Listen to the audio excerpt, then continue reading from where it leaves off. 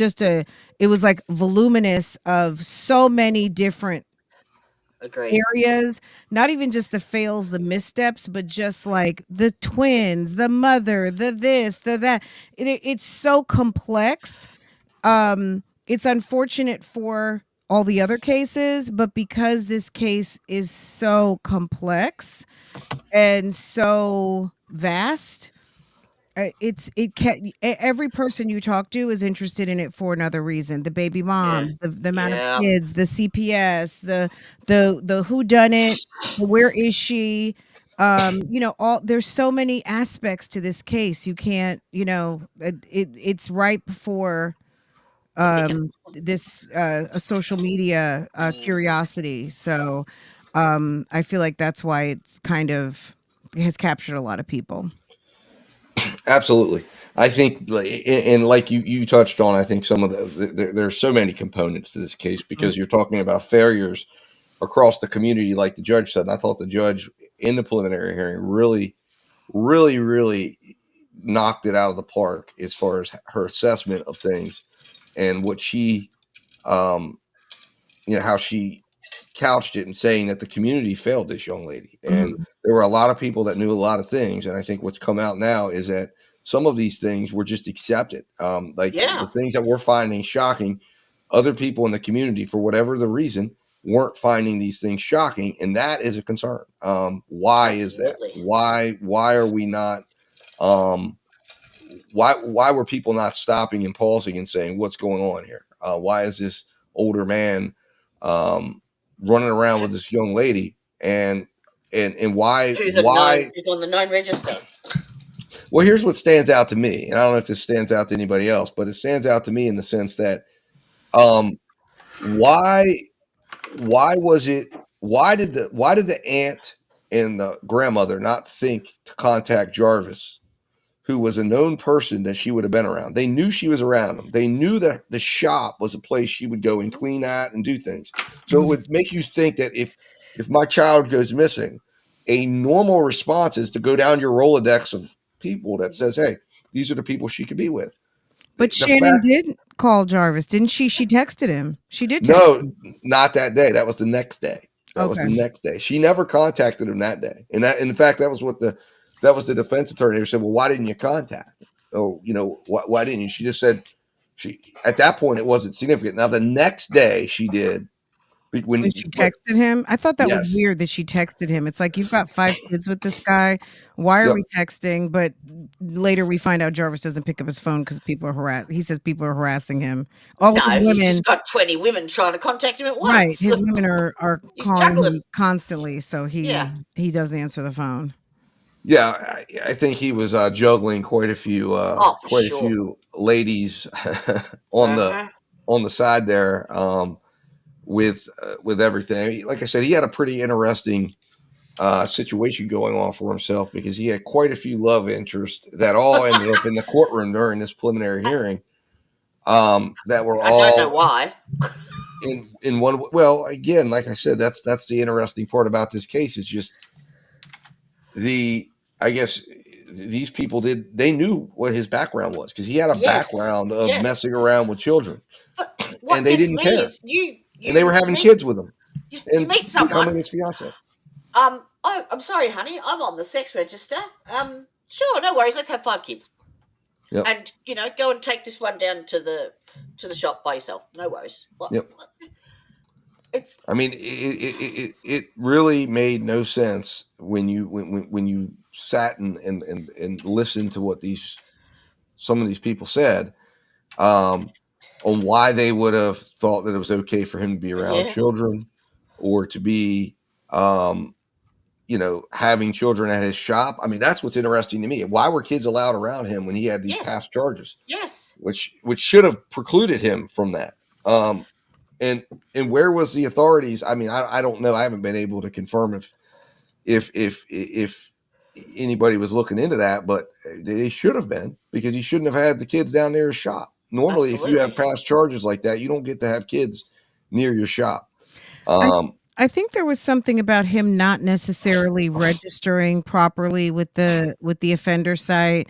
I I don't have all the details on that, but it seems like, you get out of prison and you're required to check in and you're required to register. I don't know that either that happened or it wasn't happening on a consistent basis, and or he fell off the registry once it was noticed. Like, I think But there even there so, was Shannon there was a knew. gap somewhere. Yeah. Even if he wasn't on that though, that Shannon the aunt knew. Well, So I think you there's some complicitness there. I think there was some turning a blind eye, and I think that under Annette's household, in terms of her and her kids, I think there's a culture of secrecy. And oh, I didn't realize I didn't know I was going to do that. Sorry. So I think there's a lot of secrecy, and I think that there was a lot of there's a lot of abuse. I do you think mean, it's a cultural thing to no, keep I'm saying under quiet Annette's or roof, okay. the culture that she promotes, not the Uh-huh. culture of the whatever. I'm Yep. just talking about, she promoted Annette allegedly was abused as a child. Uh-huh. Her kids were abused in various different ways. I think that that's normal for them, even though it's not normal for most Yeah. normal people to live in abuse, dysfunction, assaults, and known predators in the mist. Yeah. One of Annette's brothers, is a convicted predator as well. So at the end of the day, this is normal for Annette, Them. her kids, and some of the people that they operated around. I think some of the family who's been vilified for not doing enough, they were doing. They didn't know that they weren't doing. I think that when Jernell, Annette's sister, Mhm. reported to CPS, The I April think the year that before. she thought that they were just as disgusted as she was, to later find out that they were not. They were turning a blind eye. They were Mhm. complicit with Jarvis. And even though even though the other family, Jernell, and all the other girls, Kawana and Roxy and Kenya, they were all like, what's going on here? I don't think they realized that Annette was as complicit as she was, and her daughters were kind of like, well, he's paid his debt, it's okay. You know what I'm saying? So Mhm. Well, it's just the fact though that it's like, if he's got a propensity to do those things, why would they? They should never have been okay with it. I think it's No. just very interesting uh, that they just overlooked it. well, they may have been raised by Jernell stated that Annette came to live with them when she was 11 years old. So Oh, okay. what was going on? So they have the same, Jernell and Annette have the same father, not the same mother. What was going on with Jernell's mother that Mhm. she had to be taken from? No, what was going on with Annette's mother that Annette needed to be taken from by her father to the grandmother's house? So that's how Jernell and Annette got together. They had different mothers, Uh-huh. same father. The father took Annette from her mother's house and brought her to the grandmother, I guess, who helped raise these girls. What was going on with with Annette's mother? So there Mhm. could just be generation after generation of abuse, where, Yeah. not to give an excuse, but for our normal is not, what I mean, everyone's Right. normal is different. Well, that was my understanding, was that from listening to different creators and digging into some of the aspects of the cases, that there is supposedly it's a generational history within that family of abuse, that all these people, it was just moving up, and that this kind of just got exposed. They weren't expecting it, because there's also a video of Ziyah that's out there of her with a guy who is a known predator, and she That's was the with him. uncle. That's Annette. Yeah, That's Annette's brother. that's Annette's Oh. brother. Okay, that's who that Mhm. is. Eric. And Eric Gamble, I think, or something like that. yes, that's it. Yep, that's Mhm. the name. And so it kind of just demonstrates that there was things that were going on within that family, that it's just, they're it's just part of what they were used to, and it was just all part of life. And And then maybe again, Jernell wasn't And I think her assumption was, well, I called CPS. Oh, obviously they're going to cooperate because who's not Right. for the betterment of the kids and the safety of the kids, only to find out they're covering up. Right. So I think that they were kind of being gaslit in a way to feel like, you know, when they reported things, something would happen, but when the authorities would get there, they had stories, they had excuses, they had, well, he doesn't stay here, he only comes to the driveway. That is their father. He's low risk, but whatever they were saying wasn't matching up. You know what I mean? Mhm. So I think How old unfortunately, was? Do we know how old Ziyah was when she was adopted by the grandmother? I don't. I think she was very No, young. So let's say what? So maybe she 6 or was 7 failed years on a before. lot of levels. So maybe she was 6, 7, something like that. But Yeah, she was adopted by the grandmother in 2018. I mhm. believe was part of the testimony record. So I guess this happened in 2024, and Naziah was what 12. So yeah, she would have been 6 years old when she was adopted. But I Um, also think it's possible just because she was 6 or 7 when she was adopted. How long was the process leading up to the adoption? Yeah, We know that takes a while. yep. Her mom could have dropped her off at 6 months old. She Yeah. wasn't, she wasn't but the wanted. formal adoption started then. Right. She could have been Mm. taking care of her since birth. Yep. Yep. Well, but I believe in her testimony that was kind of what she alluded to, was that she had always kind of taken care of her, and then they kind of. I think Naziah officially moved in with her when she was like 18, and the adoption went through. But again, there's also been an insinuation from many people that said that where she was living, I guess it was not. There were multiple places that over the years they lived, and she would go, and they ended up where they ended up at when she passed away because of um, issues at another place they were living. I'd heard something about that there was potential that there were problems Who there, and they passed were. away? What's that? No, Naziah Who? passed away. Oh, No, I sorry. said Yep. where she was living when Mm. she, or maybe we're say disappeared, because Yep. we Yep. still don't know for certain. But when she disappeared, and now I believe it's been proven pretty well, and the court's adopting the fact that she's um, no longer with us, but that there were issues leading up to.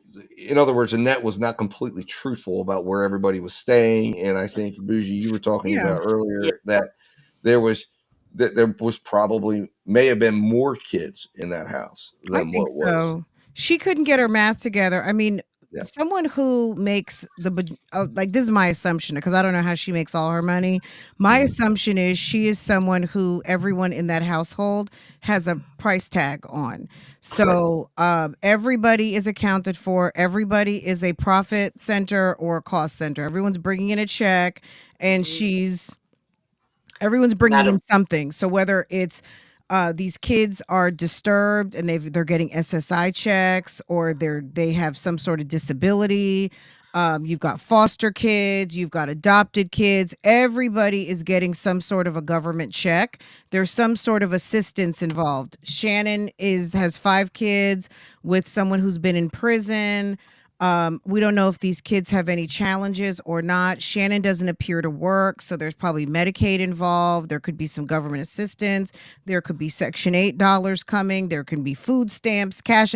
I mean, no, You don't think she nobody's was farming working. them out, do you? No, I didn't know. I No. don't. I know nothing about that. Mm. All I'm saying is that through the government assistance There's programs, lots of. I think they were clearing enough for not a lap of luxury lifestyle, but they were clearing enough to not have to go to work, to Mhm. have food and housing paid for, and you know what I mean, and have a car and gas and food in their refrigerator. So I don't know anything about anything else like that. All I'm saying is Annette was basically running I mean, it was almost like I don't want to say a bed and breakfast, but she's got a situation where she's being paid to mind children, Mhm. and Or not troubled mind children at them. that. Children who are either rejected or have medical issues, whatever the case Mhm. might be, whatever either foster care systems, SSI,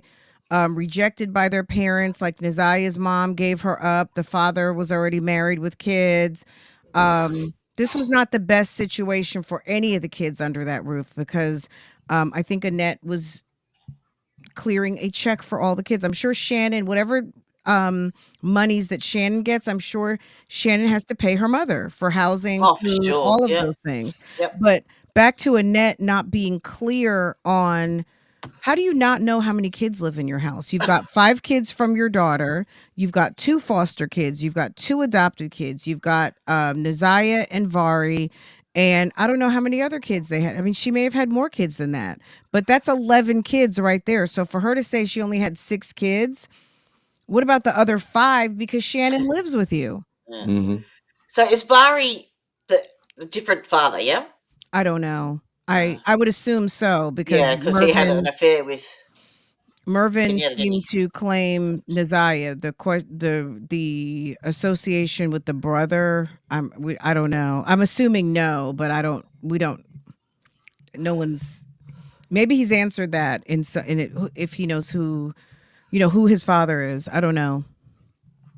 No, I just that was where I read somewhere that he had an affair with Kenyatta, and that's how Isaiah was conceived. I just didn't know how Vari fit into it because it's, Well, we as you know said, that's there's the bits and brother. pieces everywhere. Yeah, I guess the assumption is they have different fathers. Yeah, Yeah, and he's older. he's the older brother. Yeah. I Did think he he's didn't get up and 18 now. testify at all? Did he? Pardon? He didn't get up at the hearing, did he?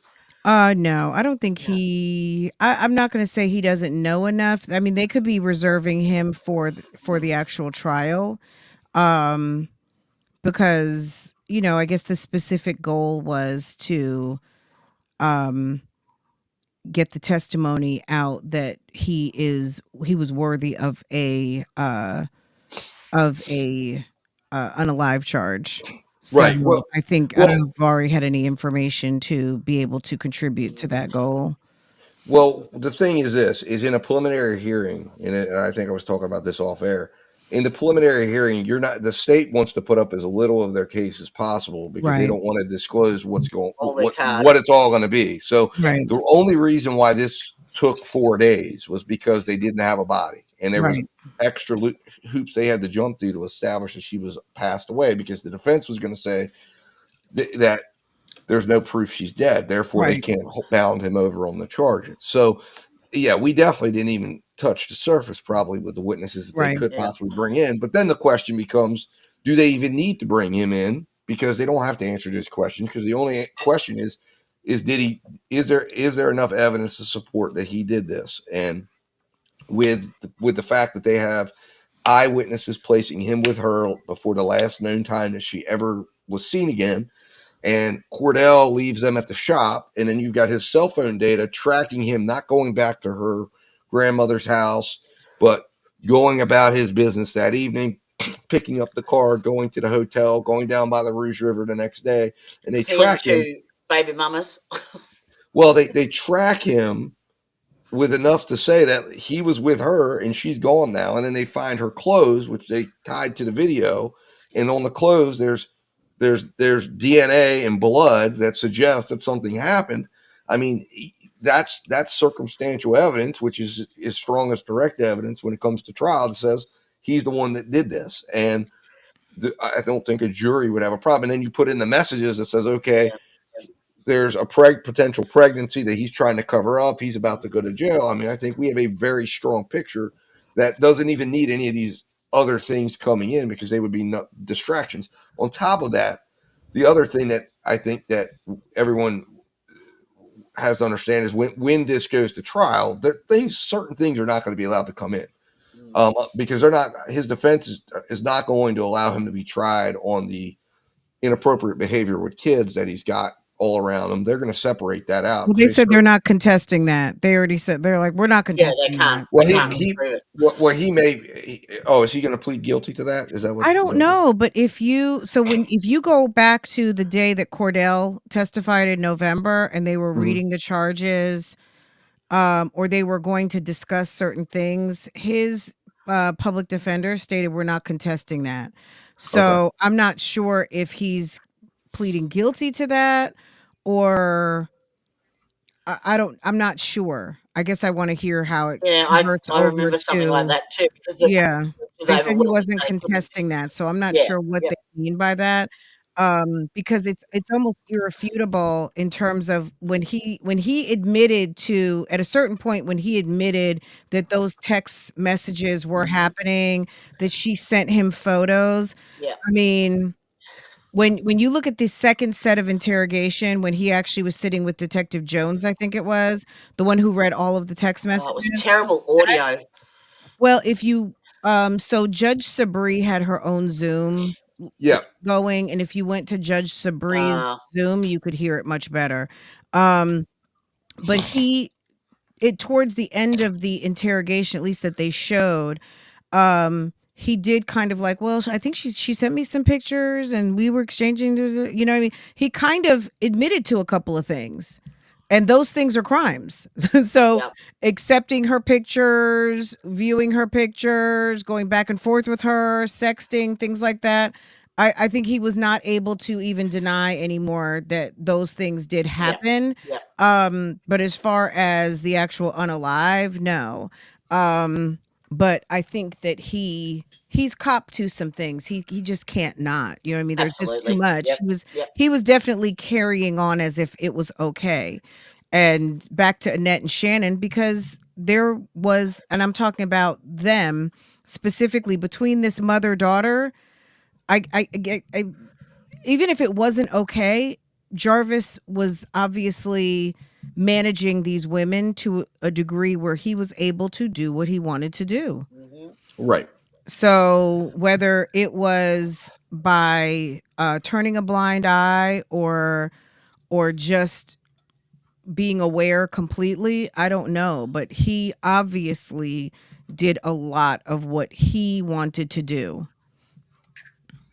Oh, thank you, Well, sweetheart. I think that um, one of the strategies that the defense is going to probably employ in this case, especially when it comes to the relationship, any charges that he has in regards to the inappropriate relationship he would have had with Naziah, Mhm. is he's going to plead guilty to that right away. And what that's going to do is that's going to allow his attorneys to exclude some of that information from the trial in regards to her death. And they're going to, not all of what we heard, not all of those messages will necessarily get to come in, because they're going to go through, his attorneys will challenge that. Now, how successful they are, I don't know how good the community defender service is, or how much time they will put in to the pretrial phases of this, but I would imagine they seem to be pretty aggressive fighters in the courtroom, at least during the preliminary hearing, Mhm. that they're going to try to fight. I think that's going to be a strategy that's going to come up. And like I said, he's got other cases too that are working their way through, which he has not pled guilty to.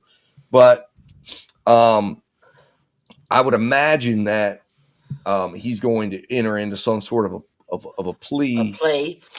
and take time on that and try to avoid a life sentence by saying he did this. Because I think if his defense could be that he says that there was a jealous woman involved in this, and that jealous woman would have been Well, that's what's Shannon, being alleged. Yeah. and which would Well, what require about him. Tashiana? What about the other ones? I mean, there were several women who I think could have been these guys find a particular type of woman who will be mad at everyone else but the actual offender. Yep. Yep. So, a jealous woman, okay, jealous of who? Jealous of you being able to do what you want, or jealous of you manipulating another person? Because at the end of the day, what Shannon has to realize is that Naziah was just as powerless as she was. There was no, and if she saw her as a competitor for Jarvis, well, take a seat in the line because Yeah. there were She several meant other nothing women to right him. behind her. Yep. She meant nothing. So, I mean, to be mad at Naziah was absolutely ridiculous because there were several other women. He had a 2-year-old with the other lady who he borrowed the Sentra from. The Yep. Sentra that he used potentially to dispose of Naziah's body. He had a 2-year-old with her. Right. Like, what? Why are you mad at Naziah for? Like, there's Yeah. plenty of other people. Mm-hmm. Absolutely. So I think what we're going to do next, to kind of get into what we're all talking about, I think the part that I like to get into when we have a case that we're going to talk about is the closing is a closing argument of any hearing or trial. So Mhm. we're going to watch we're going to watch the state's closing that will kind of and talk about it, stop, start it, talk about different aspects of it, because it lays it out. If you haven't watched the hearing yet, I would encourage you to do so. But this will be a good kind of a precursor to It's a that, really good summary. Yeah. because it lays out a summary of what was presented, and you can go back. And I have the full hearing broadcast that I broadcast on my channel here. There's a full playlist, but you can go back and check it out and watch the witness testimony for yourself that you're going to hear talked about. But we're going to hear the prosecutor, who did a very nice PowerPoint presentation, who's going to be able to talk about the hearing, or the evidence that was presented at this hearing, that they believe proves that there's a probable cause exists in the case for Jarvis Butts to be held over on charges that he unalived Ziyah Harris. So I've got the, hold on here. Can I make a Welcome to quick? the Bougie Gang too. Yeah. Hey guys, thanks for Shout coming out. through. Can I make a quick suggestion? Because I know Sure. for a lot of people, if you're not a court watcher, I think like 5 days of testimony can be like a little overwhelming. And what I binge watched it over a weekend, but I'm not even going to make that suggestion. One suggestion that I have is definitely Cordell, Annette, and Shannon are must see, period. Obviously, what we're getting ready to watch is must see, the closing arguments. In between that, what I suggest is just watch 1 or 2 bits of testimony, and maybe 1 or 2 of the girlfriends, the trip to Ypsilanti with the sister of Cordell's kid's mom. Like, just watch it in bits and pieces. Don't feel so overwhelmed by like, I've got to watch 5 days of testimony, I'm in court. Because if you watch a little bit of it, it's going to make you want to watch all of it in sequence. I really suggest finding some clips and watching and kind of understanding what's going on, because it'll be 5 days of testimony that's going to go over your head. Because I feel like when I binged it that weekend, I knew what was going on, but I really didn't understand to the like everything until I watched it the second or third time. And when I watched some of it with my audience, I broke it down to the interrogation videos. We didn't even do the text messages because it was just like, you guys can watch it. It was 2.5 hours of it was awful. But we watched Annette, we watched Shannon, we watched the baby moms, we watched the testimony about the trip to Ypsilanti, we watched the information about the cell phone, we watched Cordell's. There was very compelling testimony that I feel like if you break it down into portions, it's going to be easier to, because it's a lot of information, and anyone just coming in, I feel like it could be just overwhelming and just kind of a lot. So that's what I recommend, is just absolutely, just jump in where you can fit in, watch a bit of testimony, and then do some research. Unfortunately, documents are not available. So yeah, that is true. Unfortunately, there is an inability to get documents online, and then I think Fran was telling us she even attempted to try to get FOIA requests, and was unsuccessful in doing so due to the earliness of the case where it's at. They're not willing to release these documents at this point. But no, I think that's a great suggestion, Fran, because it is a lot of stuff. It is a lot of information. And also on the on my site, if you want to go through it, I have all of the witness testimony in a playlist, so you can go through individually and look at each individual piece of testimony as you want to go through and watch it, if you don't want to watch it in a vacuum. And then I've also got the full days of hearing, but you can also go through that if you want to go through and just see an individual piece of testimony, check it out, watch it. Some of them even have, some of the more important ones have timestamps and things, so you can go in and check in. Great. Drop through. That's always good. I wish I had been able to find that initially. That was a lot. And then also hunting around for which a lot of people streamed. Well, who had the best audio, because the audio was bad on those interrogation videos. It was awful. Well, this is, I mean, that's the thing about this case is it was not picked up by any of the No, major people, no. And a lot of people who, streamed Steve's yep, streets. Okay. who, who normally would be picking it up, and I think that that was problematic um, for the case in getting attention to it originally, Mhm. because Cordell, I don't really think many people watched the Cordell hearing when it was viewed live. I know I didn't. Right. And when I picked it up, I didn't even know at first that Annette and Shannon had testified, because the Yeah, channel Okay. they I was just Yeah, it picked it watching it up. wasn't on, it right. wasn't even broadcast on That that was Right. particular tacked news on. channel. So Yeah, it's Mhm. like cut up everywhere. And that really is sad, because yeah, those were the two most important pieces Cordell, those were the three most important pieces of testimony everyone needed to see. I mean, I think And that they were Detroit the probably hardest to figured find. out that they had I don't know that the broadcasters in Detroit knew to the extent. So Roxy, Naziah's cousin, she's like an older Mhm. cousin, was busy on social media bringing awareness to this situation. So Facebook, um, I think sometimes people underestimate the power of Facebook. The uh, Facebook presence is there, and she has a strong following on Facebook. Mark DeAndre from 7 Mile Radio. So they mentioned a podcast a couple of times. They were referring to Mark DeAndre at 7 Mile Radio.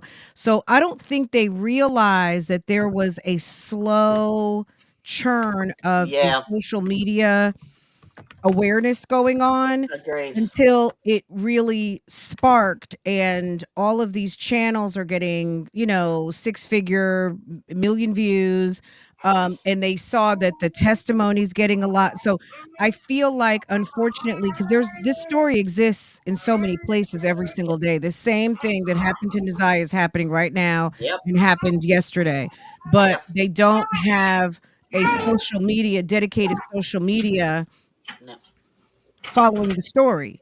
So I think that's what caught some of the Detroit broadcasters flat-footed, because I don't think they even intended to cover it.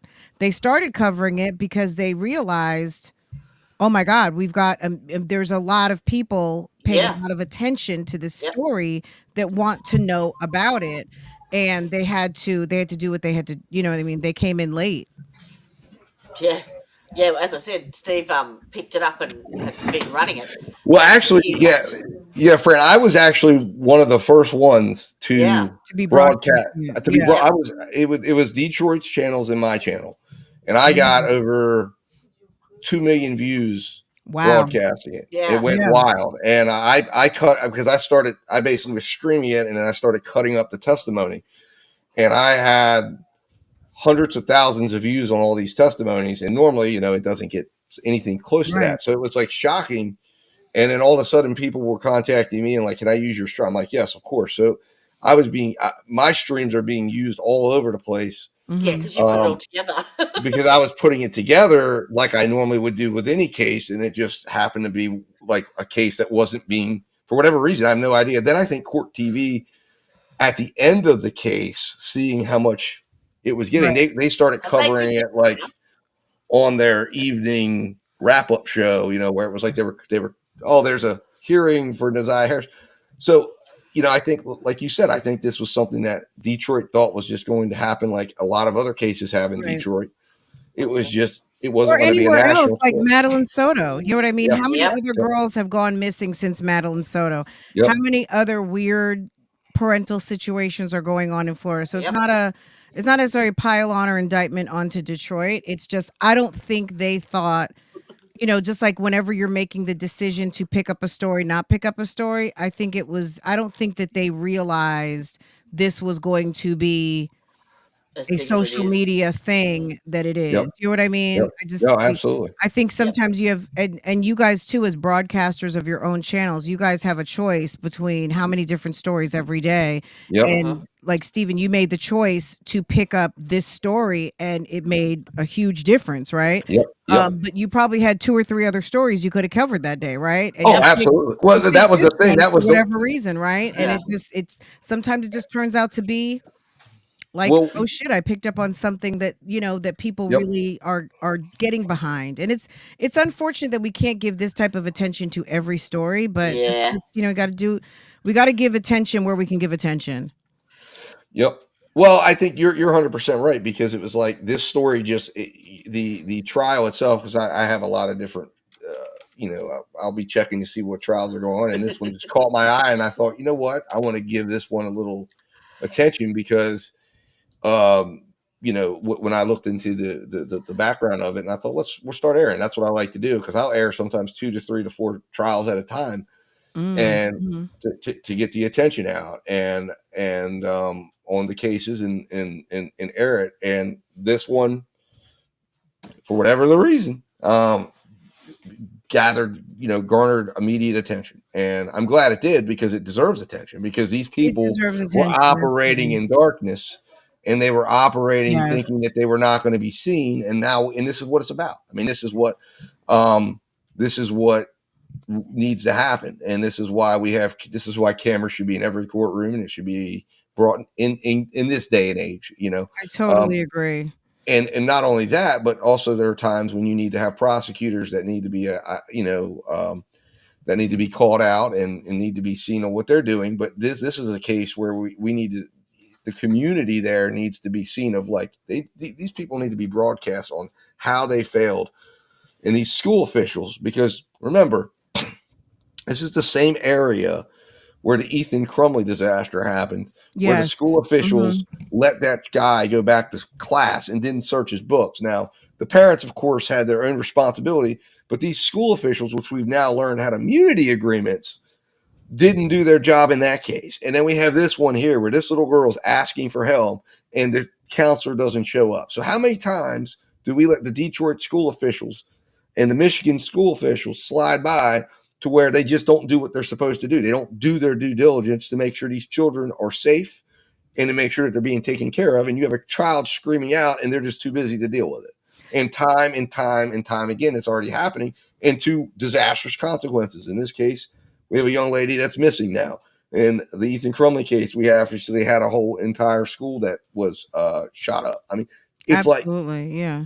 it's something that, again, it gets better when we watch. It gets better when we highlight, and it's not to hurt anybody, but it's to, as we know, whenever you make a mistake, that's how you get better.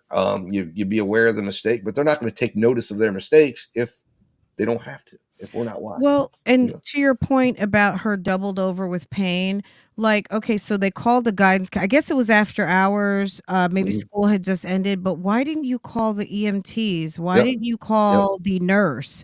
I mean, Mhm. sometimes the nurse is gone. You know what I mean? Because all these educators, they got kids to go pick up too. So the nurse could have gotten off from, the nurse could have been gone. Absolutely. But if you still have an administrator in the building, like the principal, vice principal, someone, because if the doors are open, there's still some administrator in the building. Why didn't they take her to urgent care? Why didn't they That's right. call for a nurse? Why didn't they call the EMTs? We've got someone who, and or even just deeper dive to say, hey, are you on your menstrual? Are you having cramps? What's going on? Why are we laying on the Yep. floor? Can I help Yep. you?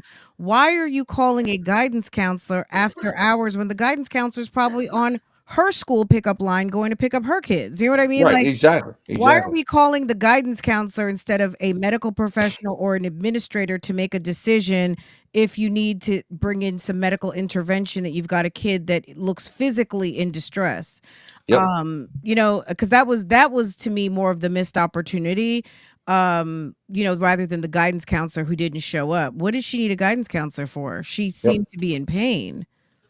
That was Mhm. weird. Or just Well, calling and saying, "Hey, Miss Harris, we've gotten a Ziyah here, she's getting ready to go get on the bus, but she seems to be in pain. We want to alert you so when she comes home, mhm. or do you want to come pick her up?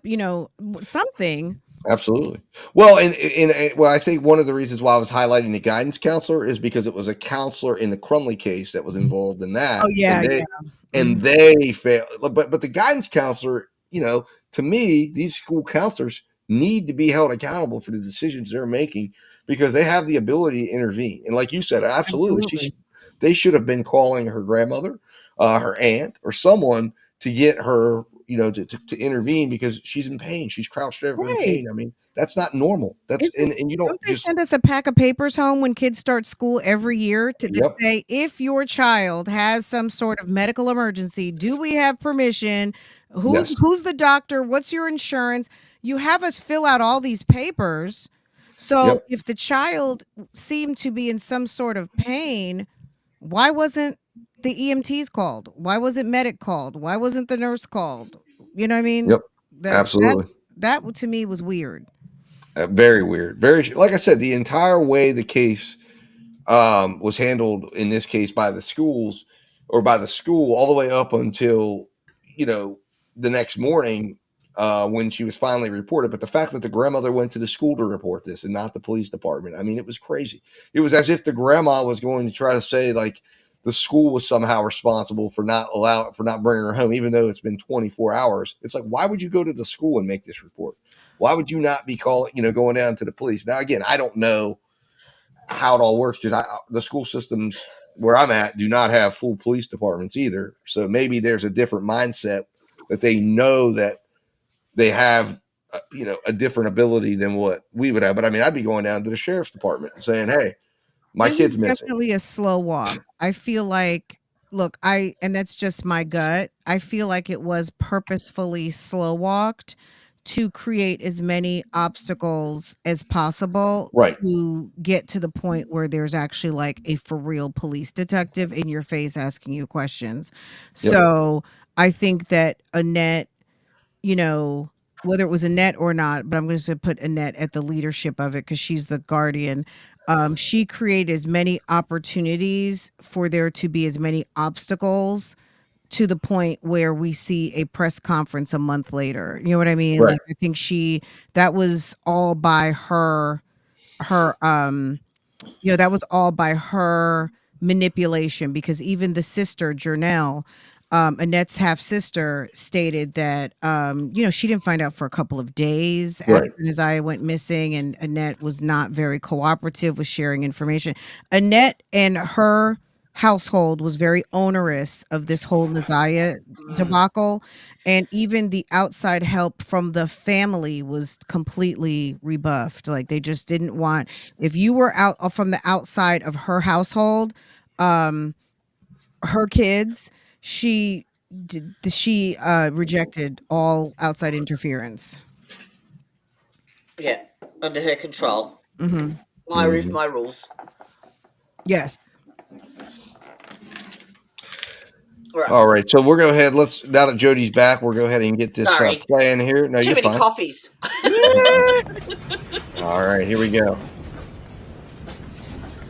So this is closing, is it? Yeah, State's this is a state's closing argument. Yep. Well, This judge didn't hold back either, did she? She was good. Yeah. Yeah, she was very good.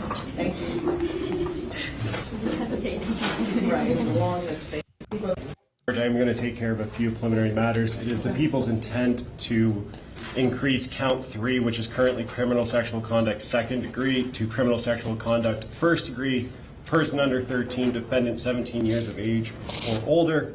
We have the defendant's birthday on the record, and that would be based on the testimony of the one minor witness that testified, as well as Cordell Wright's testimony. The minor witness testified that it happened at the old shop, and when Ms. Ripley was asking questions, she identified that as being the location. Cordell Wright testified back in November that they didn't move from that shop, which was at East Warren and Neff in the city of Detroit, until May or June, based on Ziyah's birthday, which is in her medical records. At that time, she would have been 12 years old, and the minor witness testified clearly describing an act of penetration, specifically penis to anal opening. With respect to the criminal sexual child sexually abusive activity, that would be based on the text messages as well as the minor's testimony as well. Combining those two things satisfies the elements of those charges. However, going to count 1 in murder in the first degree premeditated, I would like to go through and put some of the pieces together. And we are standing here today in court on January 9th, 2025, which is 1 year, almost to the minute, the last time Ziyah was seen on a camera in the city of Detroit, which is on the screen now. The last time that she was seen was on January 9th, 2024 at 2:56 getting off of the bus at 3 Mile Drive in Cornwall and walking down Bedford. She was walking towards what she didn't know at the time would be Jarvis Butts and her ultimate murder by him. We take that moment in time and then go to Cordell Wright's testimony where he testified that they picked Ziyah up on their way back to their shop at 9000 Connor, and they proceeded with her to that location. We have Jarvis Butts' sister's testimony, Tijuana Butts, who did say that she saw a young girl with a very descriptive and distinct jacket getting in and out of that car, the white Cadillac Escalade. That would have been before Jarvis, Cordell, and Ziyah departed for Ypsilanti. We have Sergeant O'Rourke's testimony as to his cell phone locations based on cell tower information and the historical call detail records, which placed them consistent going out to Ypsilanti. And then we have Cordell's testimony getting them back to the shop. Talacia Moore also testified to seeing Ziyah in Ypsilanti with Cordell and Jarvis. Cordell, as we know, testified that he had to get back to his house based on his tether hours by 9 p.m. And that is the last time that anyone who is not Jarvis Butts would see Ziyah Harris alive.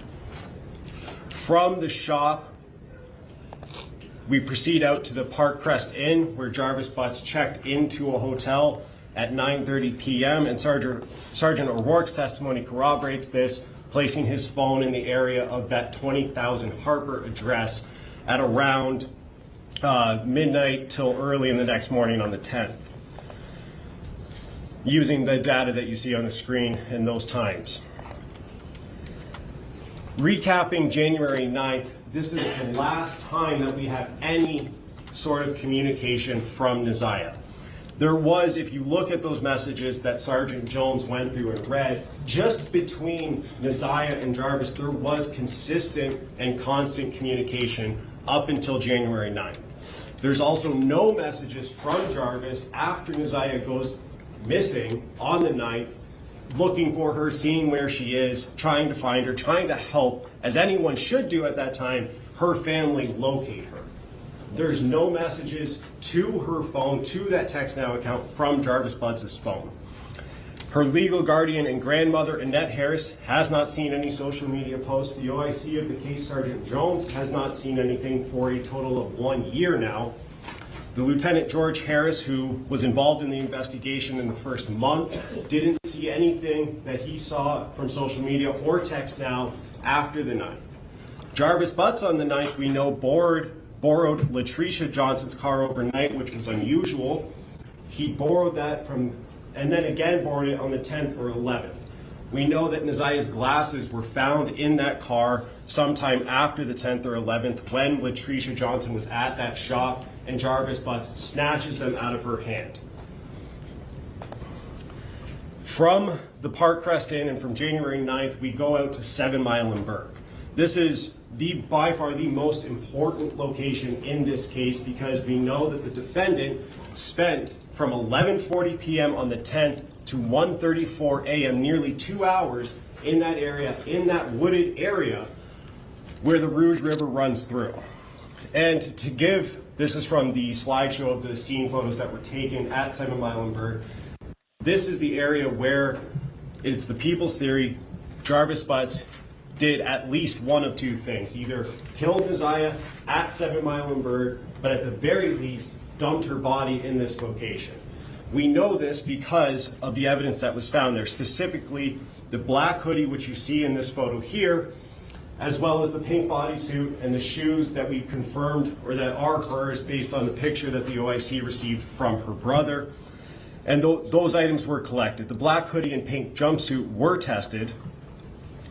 And importantly, Rion Green testified as to which swabs were which. This analysis here and hypothesis and result pertains to the right shoulder swab on Ziyah Harris's black hoodie that she took that picture in when she was in school on January 9th. The one, importantly, that Annette Harris testified was in good condition when Ziyah left. We will get to pictures of that, but this shows that Ziyah Harris's DNA is there, as well as Jarvis. And importantly, this is one of the stain swabs that was positive not just for blood, but human blood based on the hemotrace results. In the next one, we have, this pertains to not the stain swabs, but the regular swab that Rion Green testified was a wearer ID swab. Importantly here, Jarvis Butts' DNA from that swab that would have been taken around the neck of that sweater, or the end of the arms of that sweater, is there with very strong support, and of course, Ziyah's DNA is there as well. And when we look at that sweater, specifically through the PowerPoint photos that Rion Green took and put together, we can see that there is a lot of markings on this. If the court looks closely on this, and I did, there are 15 phenol-positive stain markings on this sweater. This is just the front of that sweater. And of course, the court paid attention and saw the markings or the damage to the hood, that it is the people's theory would have been stab wounds or something to that effect that happened when Jarvis Butts murdered Ziyah Harris. We also have to look, and it goes to the premeditation element as well as everything he did before, at Jarvis Butts' actions, specifically what he did to attempt to conceal or cover up his role in the murder of Ziyah Harris. First, we have the glasses that he made sure he grabbed directly from Latricia Johnson's hands when shown, that are consistent with the glasses she had in the photo from the 9th when she was in school. We have the jail call to Cordell Wright to get that phone of his out of Miss Davis's car and into someone else's possession, which he testified he tried to do, but was ultimately unsuccessful. And then Sergeant Jones testified that they ultimately did recover that phone from Miss Davis's car. There's the phone call to Latricia Johnson, which was played when she was testifying, saying to get anything he touched clean, to clean anything he touched, to get anything, don't drive her car, drive his mom's car, which is important because when you combine her testimony of when Jarvis Butts took her car, those 2 times on the 9th and 10th, and then either the next day or that same day, it's important because that car is the car that he transported Ziyah Harris out to 7 Mile and Bird to either dump her body or to murder and then dump her body there. And we can go through all of the lies that Jarvis Butts told any detective or any officer that he testified to, but in highlighting those, he denies to Detective Mays that he was with Ziyah at all or had talked to Ziyah at all on the 9th, denies ever picking her up, denies to, even when confronted with the January 9th messages, he said that it wasn't him initially. Obviously, we heard in the subsequent interviews, specifically on June 1st with the OIC, he came off of that. He told Shannon Harris that Ziyah texted him on the 9th. She says that he never did that. And we have some of their messages in the record as well. He denies going to a hotel and denies going to a hotel with Ziyah Harris and denies having any sort of sexual relationship with Ziyah, even though the text now messages completely prove that that is an absolute lie. Oh, I'm so glad you stopped right there. Yep. It's so much to unpack just in that bit. Yep. So And yes, there's conflicting stories too. well, so the one thing that stands out to me is the prosecutor is actually, now the judge adopted the idea when she made a ruling that that it was some sort of a failed attempt to get rid of the pregnancy. But you could see here, the state is trying to say that there were potential stab wounds on the back of that sweatshirt that could indicate that he was stabbing her. Now, again, I think the problem that the state's going to run into in this case is going to be proving, because there's no area of, like, if he stabs her to death, there should be blood in the hotel room. Yeah. There was no blood found in the hotel room. So we know it did. If that happened, it didn't happen in a hotel room, but we know he got a hotel room, and what was the purpose? My belief is the blood that maybe there was an attempt to do something with the body, cut it up or something after the fact. I don't know. That might account for some of the blood, or it could be blood from the failed procedure. Like Was for there instance, actual footage of her going into that hotel though? Because I've heard differing stories. no, they don't have any footage of her. They don't have any No. footage of her. The last known footage of her was walking from the bus in the direction to Yeah. where they know Yep. Jarvis would have been. That's it. So That's the it could have last known happened footage. at the workshop. And then no, it definitely wouldn't have happened at the workshop because there's no signs of anything. At the workshop, and he left the workshop right after Cordell leaves because they have a cell phone tracking leaving the workshop. So all his movements are accounted for. He goes to the hotel. So whatever happened, more likely than not, whatever he was planning to do, more likely than not, was planned to have occurred at the Park View. Would you Yeah, agree but with they that, didn't find Fran, or one what would thing you? of hers there, did they? There's no physical evidence whatsoever at the hotel of hers. Well, there isn't, but that doesn't necessarily mean that she wasn't there for whatever it was that they did, because it's possible, like I said, that some sort of complication occurred or something with whatever they were trying to do, and it could have occurred on the toilet, and it could have all gone down the toilet, and then maybe she was continuously bleeding. My thought was maybe she put the sweatshirt around herself and she's bleeding, and this thing's going completely out of control, and that's why the sweatshirt's got the blood on it. And then she loses consciousness, and then he's got a problem. So he wraps her up in her, the jacket and the sweatshirt, and puts her in, I guess, the car that he would have borrowed from Latricia. Where her glasses were. And we know then he takes her down to the, she passes away, and then he's like, oh my God. But the question is, where the heck is the body? That's what I want to know. I mean, if they think she's down at the River Rouge, why in the world have they not done everything they need to do to locate? You would think it would be able to be located at some point in that river. I mean, I don't know how complicated that is myself, but I would imagine that if they think she's there, they found all her clothes there. You'd think they'd have dive teams or whatever, or be sparing no expense, which I don't think necessarily might have been done originally in this case. So I think there were there's footage of the searches, like the wet searches that were going on in the Rouge River, which is what they said is right there at 7 Mile and Berg. So I think that happened because I mean it's almost March. We are at what was yesterday was Valentine's Day, right? So the press conference that we saw was a year ago. Yep. So when Annette was outside crying with Shannon, and we saw Tamara Liberty Smith, and we saw everybody from Detroit law enforcement outside, that was a year ago yesterday. So, I mean, we don't, unless you're looking at the coverage, I mean, a lot of that was happening. They had dive teams at a lake that was not too far, like some sort of big pond in a lake. Like those things happen. I don't know that those things are happening now because maybe it's February in Michigan, and there's snow and there's ice and it's frozen and all of those things. I don't know what they're able to do. I Now, as far as what happened, I'm going to be honest, I have no idea what happened to her. I hate that she had to suffer in her last moments. I don't know what he did with her. Like if he did something with her at the hotel? Did he do it in the woods?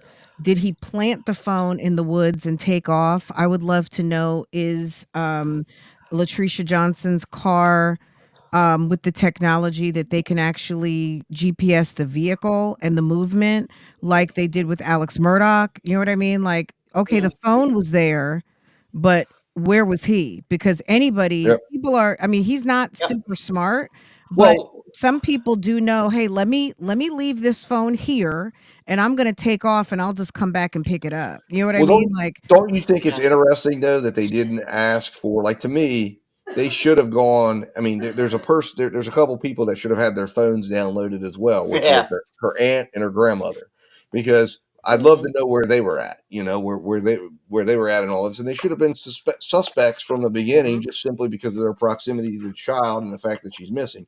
I understand, they eventually uncovered the relationship between Jarvis, but the fact that the aunt would be, I mean, technically speaking, Ziyah would be a romantic competitor to her, They should have been looking at all those people. They would have had They more looked than at enough. Shannon's phone, didn't they? Because they got messages from Shannon's phone. They No, had they never. messages between Shannon and Jarvis. Yes, that was off of I Jarvis's don't phone. think they did a They never, forensic they download never, Okay. though. they never did a forensic download of her phone or her devices nor nets. No, I all of that wonder. came from Jarvis's Mhm. devices, but they never went, and that's why people are so upset because they never went and investigated them. They treated them like they were, you know, not involved. Right. And again, this is coming back to the thoroughness of an investigation when they don't think the When they're world's complacent.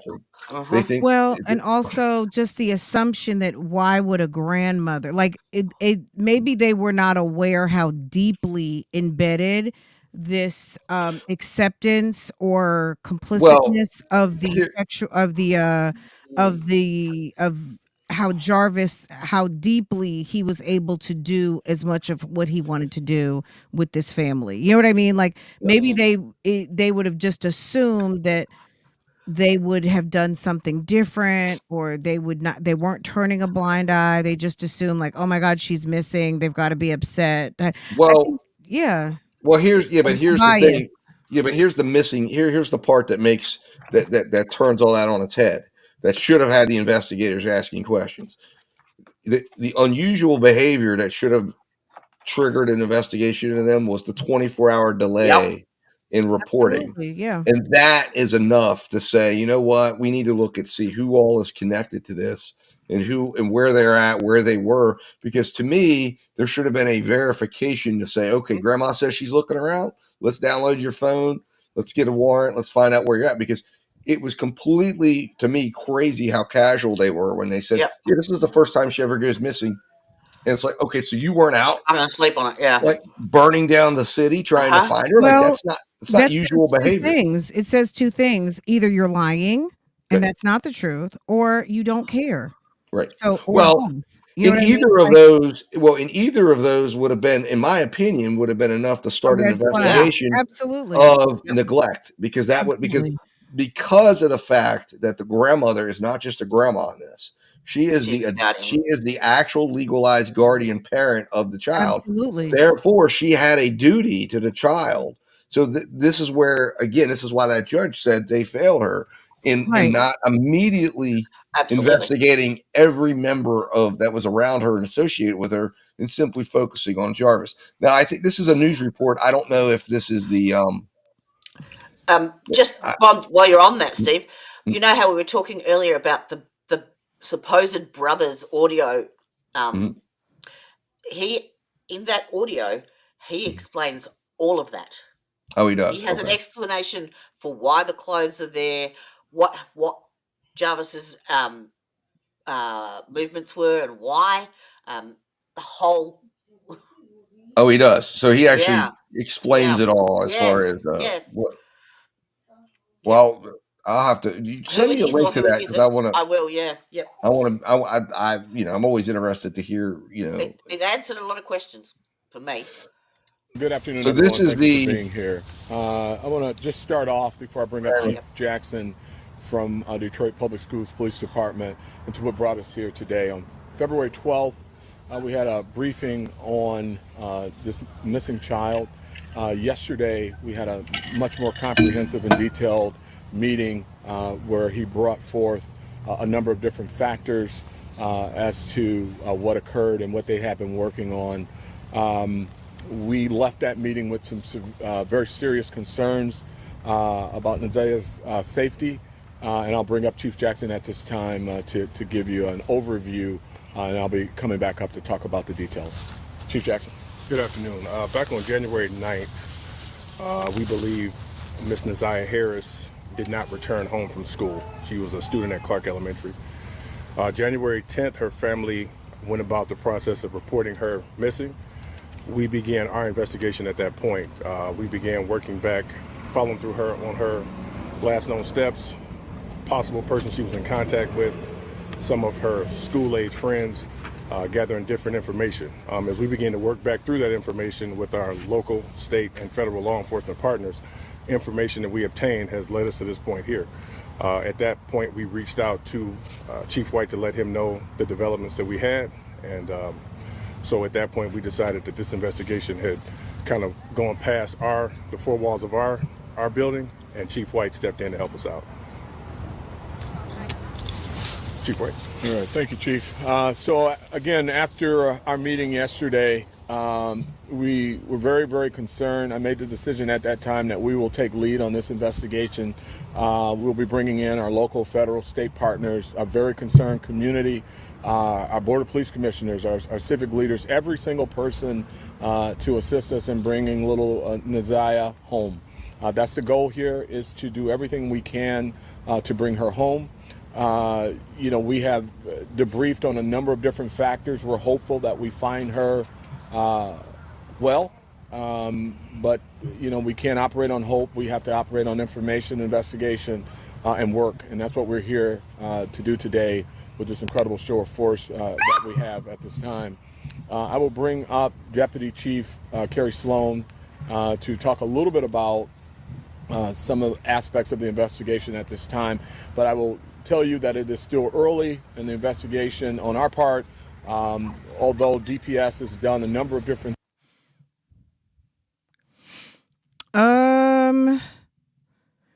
So yeah, so that press conference, that's a good one because Annette and Shannon show up, and there was a lot of scrutiny about, like, I'm gonna just use the word performance, not to make it seem like they weren't upset, but there was definitely some people had things to say, yeah, that it was giving performance, it was giving crocodile tears, it was giving trying to show adequate, um, you know, like they just weren't, it was giving not authentic. I'll just say it like that. Not the devastation that you would think that should have been had by the grandmother and the aunt, that just, after a month, she'd been gone a month at this point. That's the crazy part about this is these people and the reaction we're going to see here. Yes, is this little girl was missing for an entire month, and these people were not demanding more from the authorities, which I think is interesting, because when you're not demanding from the authorities to investigate, there's a reason for that, because they didn't want them to investigate. Well, They also didn't want the them to look. psychology of the matter. Why, if you're looking at the psychology of it, the reason why people who are guilty aren't looking or asking questions is because your brain already knows what happened. Typically, people can't sleep, they can't eat, they can't function because they need answers. If Yes. you already have the answers, but you're just trying to cover up, your actions may betray you, because the psychology of it all is because your brain is already aware. That's why you're not going to be out looking for something that is not you need to look for, because you already know the answers. So that's why they should be looking at the people who weren't looking. And that's why the other part of the family was so like, oh my God, why are you guys not looking? Why are you guys taking down flyers? Why are you guys doing things contrary? Well, they were doing things contrary because they probably already have the answers. Yep. No, that's that's all in the brother's audio. I've sent it to you. That's a very, thank you, Jody. That's a very, very good point, Fran, because that, I think you're right on the mental side of it. Is they normally you're correct. Your curiosity, your lack of knowing is going to drive you nuts. Right. And in their case, they already knew, so it was like they were more worried about, when do I need to turn on the emotion, cover up, the as cover up. opposed to when do I naturally showing it. And again, I couldn't believe when they testified the lack of emotion that was shown. I mean, I've never seen missing people, or I've never seen close family members of a missing person show up in court, give an entire testimony about the last time they saw this person, and show literally no emotion. It was like they were just talking about something that was not like someone from down the street they didn't know very well. Yes, exactly. Like they were being called in about a neighbor, and it's like, yeah, this is what happened here. And this is this lady's adopted Granddaughter. daughter Mhm. / granddaughter, and she's just pretty much very casual, very nonchalant about it. So this is, hold on, I'll get this up here. This picks up right What here. about the discrepancy in the The clothes? Yeah, grandma. What Yeah, about the yeah. blue shoes versus red shoes? Like, The do brother you describes all that too. how is it that you didn't know? Like, did she enter the house after school, change her clothes, and then go out to go meet up with Jarvis? Like, did they ever find her backpack, her school bag? I've No, seen, but no, that they pink never did. jumpsuit, no one Nope, saw her in nope. that. No, they never found the book bag, to my knowledge. That is not in the evidence, which The book is bag is like that's a key piece. well, I feel like wherever a kid is, that their book bag is not too far, well, especially these days when you don't have lockers anymore. The kids barely have use of lockers. They have to carry their books all day. And where was her tablet? The school tablet, I think. Did they find it at school or it was yeah, at the it house? was no. The school tablet was, I think, at the school. She left it at That's school the that Yeah, one she day. because had the photo. because the investigator went in and pulled up the messages on it as when the initial. But it's Uh, like, why'd she leave her school tablet unless they didn't let them take them home? But I would I imagine I in think her that's what it grade. was, and then her grandmother had a tablet for her that was at her house as well. Okay. So yeah, the school tablet stayed at school, but she had downloaded the text now to the school tablet Okay. somehow. I have no idea how she got that done, but she was communicating on With the him. school tablet to him, Mhm. saying, still, they were Don't talking forget about the to come pickup get at me. 3:15. Come Yep. get me. Mm. So again, it's very problematic when you look at the timeline and the things that are missing. But the state, as we're seeing when we get back to the closing argument, they're putting a narrative together, which is basically saying, again, they don't have to prove how it was done. They just have to prove that she was killed at his hands, Mhm. and they're making the case to get the largest charge available, which is to say that she was somehow stabbed. They don't have to produce the weapon. They can just say, if the jury adopts that those were stab wounds, that he doesn't get credit for disposing a knife. He doesn't get credit for disposing of evidence. So if the evidence is there that the jury adopts and says, we are going to say this proves this, then it's that. That's why a lot of Right. people don't consider that jurors, and this is the power that jurors have, that when a jury goes to that jury room, the law matters not. In fact, this was we did a coverage of this when we were doing the Mangione case. He's talking about doing jury nullification, but the power of jury nullification is the power of juries really don't take advantage of a lot because they don't think they can. They don't understand they can. In New Hampshire is actually making it now a requirement that if the defendant wants the jury to be instructed on jury nullification, or the state does, they're allowed to be able to be instructed on it because that jury decides what the facts of the case are. They decide whether or not that person's going to be guilty, and they can go back there and say, you know what, this is enough. And that's what the state's doing in this case. They don't have all the answers. They don't have to necessarily produce all the answers. But I think when you put this, when you listen to their closing and you see the timeline, I would find it hard to believe that 12 jurors would go back there and say, just because we don't have an answer to this or that, they don't need it. Well, I think it would stand to reason. She took a picture of herself that day. Mhm. She has her glasses on. She has on Yep. the black hoodie. Yep. A month later, they find certain articles in the woods Yep. and it's completely destroyed.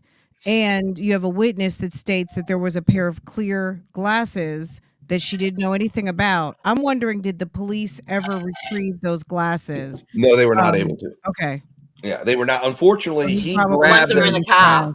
Well, he grabbed them from her son, and after that, they were never seen again.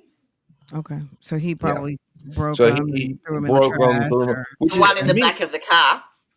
Well, what makes no sense to me? No, they were not. Well, they they were in the were, back of the car, but but yeah, they were taken by he got hold of them and said they were his or his son's, another right. son. Now And the thing is that the thing that I don't understand, that I think that just continues to confuse me, is why were those items just those items found where they were, and why was nothing else found around them? Like you said, the Yeah. book Well, bag. people feel like the word on the street, which I don't know if this, you know what I'm saying? This is word on the street. This is Yep. the Sure, sure. gossip. This is what's in the comment section. Is that people feel like, because I've got a short of the sneakers and Naziah wearing those sneakers from her Instagram on my Facebook. I think it's on my YouTube too. It's a short.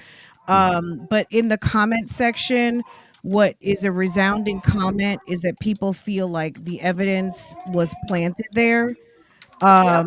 So I don't know. You know what I mean? I don't know what Uh-huh. Gotcha. we don't know what the Yep. police think. The fact that they collected this evidence, um, So you then what know, you're saying, basically is that that might not even be where the reason why they never found the body is because that's not where she's That's where actually at. they were That well, was planted there to throw that's them off. the word on the street Yep. is that people are saying that they feel like the evidence that was collected as far as the shoes and the clothes weren't they like that might not be where they were. They feel like it was purposely like it was left there by someone, Hmm. not necessarily that was his dump site. You know what I mean? Yep. Now, I don't know if that's true or not. I don't have enough probably right. information to be able to say that like, you know what, you guys are right. Mm.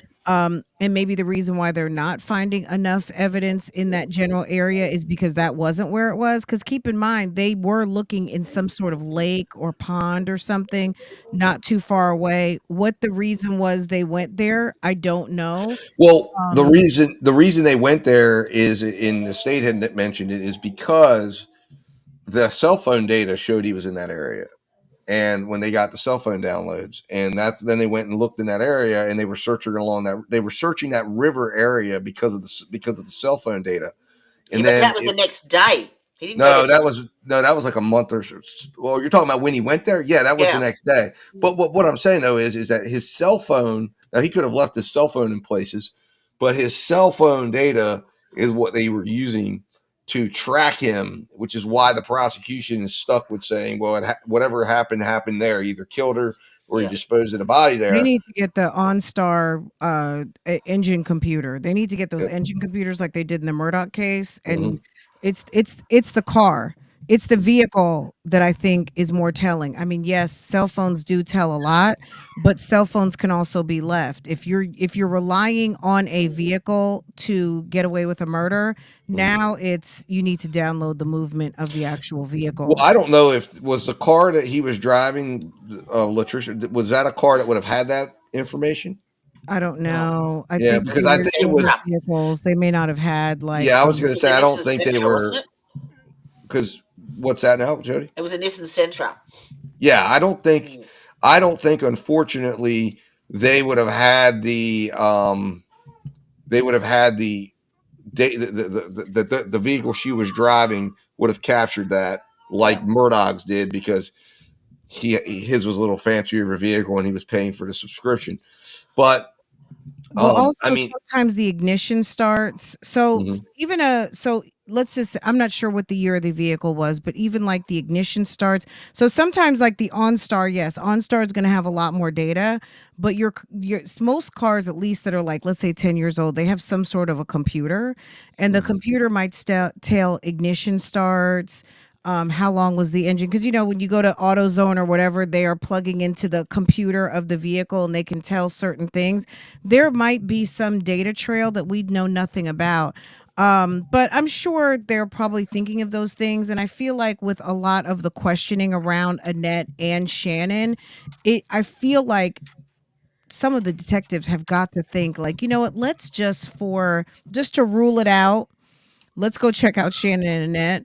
I would be shocked if Annette and Shannon have not gotten more Hmm. questions in the Yeah. past 30 days. Like it would be especially in light of what happened with the internet sleuth getting arrested, all of the things with the family squabbling and all of the if you go back now looking at all of the reports that the family were calling in on Annette's portion of the family and putting in reports and all kinds of things like that they're not just looking to just rule it out because who wants to get blindsided by Jarvis's defense that it was Annette and Shannon. I think they probably need to, part of their investigation needs to rule out Annette and Shannon and just Yep. do some healthy due diligence just to make sure there wasn't some, some assistance or complicitness or, just kind of like in the Or Adelson case. involvement.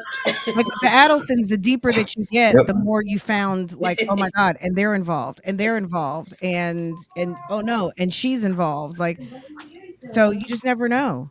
Well, here's the thing. I think that, in my opinion, I think that part of the strategy that the state used in this case, because you got to remember, if they would have gone directly to Annette or gone in directly to Shannon, they could have lawyered up. So what they did in this case, in my opinion, what we saw happening, because again, a lot of people might not think of that hearing being it was a year after. It's something very early in the case, but it still is considered to be a very early part of the case. It's Yeah. still being investigated. But that was a strategy, in my opinion, was bring them in because they know they got to show up and testify if they think they're Absolutely. playing the part of the innocent. And then the defense attorneys tore them apart. Right. And the defense attorneys cross-examined them, and I guarantee they're investigating every bit of that testimony. Right. If the And now that they prosecutors aren't, the defense is. Absolutely. oh You're right. well, and Absolutely. now they have I bet you the prosecutors are, because what they're doing now is they have her on record. And that is exactly what the police always want, is to get a story on the record. The reason why is because then they have something to They're stuck to investigate. it. And the fact that they swore under oath that that's what was happening, in that they're locked with that story. And Right. if the Yep. state, if the police now can go in, now would be a time. Now I don't know how good they can get data and cell phone data a year later, but if they were able to go in and find some of this stuff or find contradictory evidence to what they testified to in court, now you're in a total, now they have something to work with. Now they have something to confront them with. Now they have something to say, hey, you know what? You said this happened. You said she didn't come home after school. If they could show that somehow she was back at that house, or that she switched her clothes, or maybe they eventually find something, the book bags or whatever, they can now go after them and say, hey, look, why were you lying? If you were, if you're innocent, you wouldn't be sitting here lying on the witness stand under oath. And now you can't come back and say it was this or it was that, or make an excuse. They are locked in with exactly what they said. And if they find out that Shannon Harris was near the hotel and she said she was at home all night until the next day, that's damning. There's no way she can get around it now and say, well, yeah, I went over there. That story could have been ever changing if they're having to confront her. But now she's locked in telling a story, believing, because she's looking at him in a courtroom.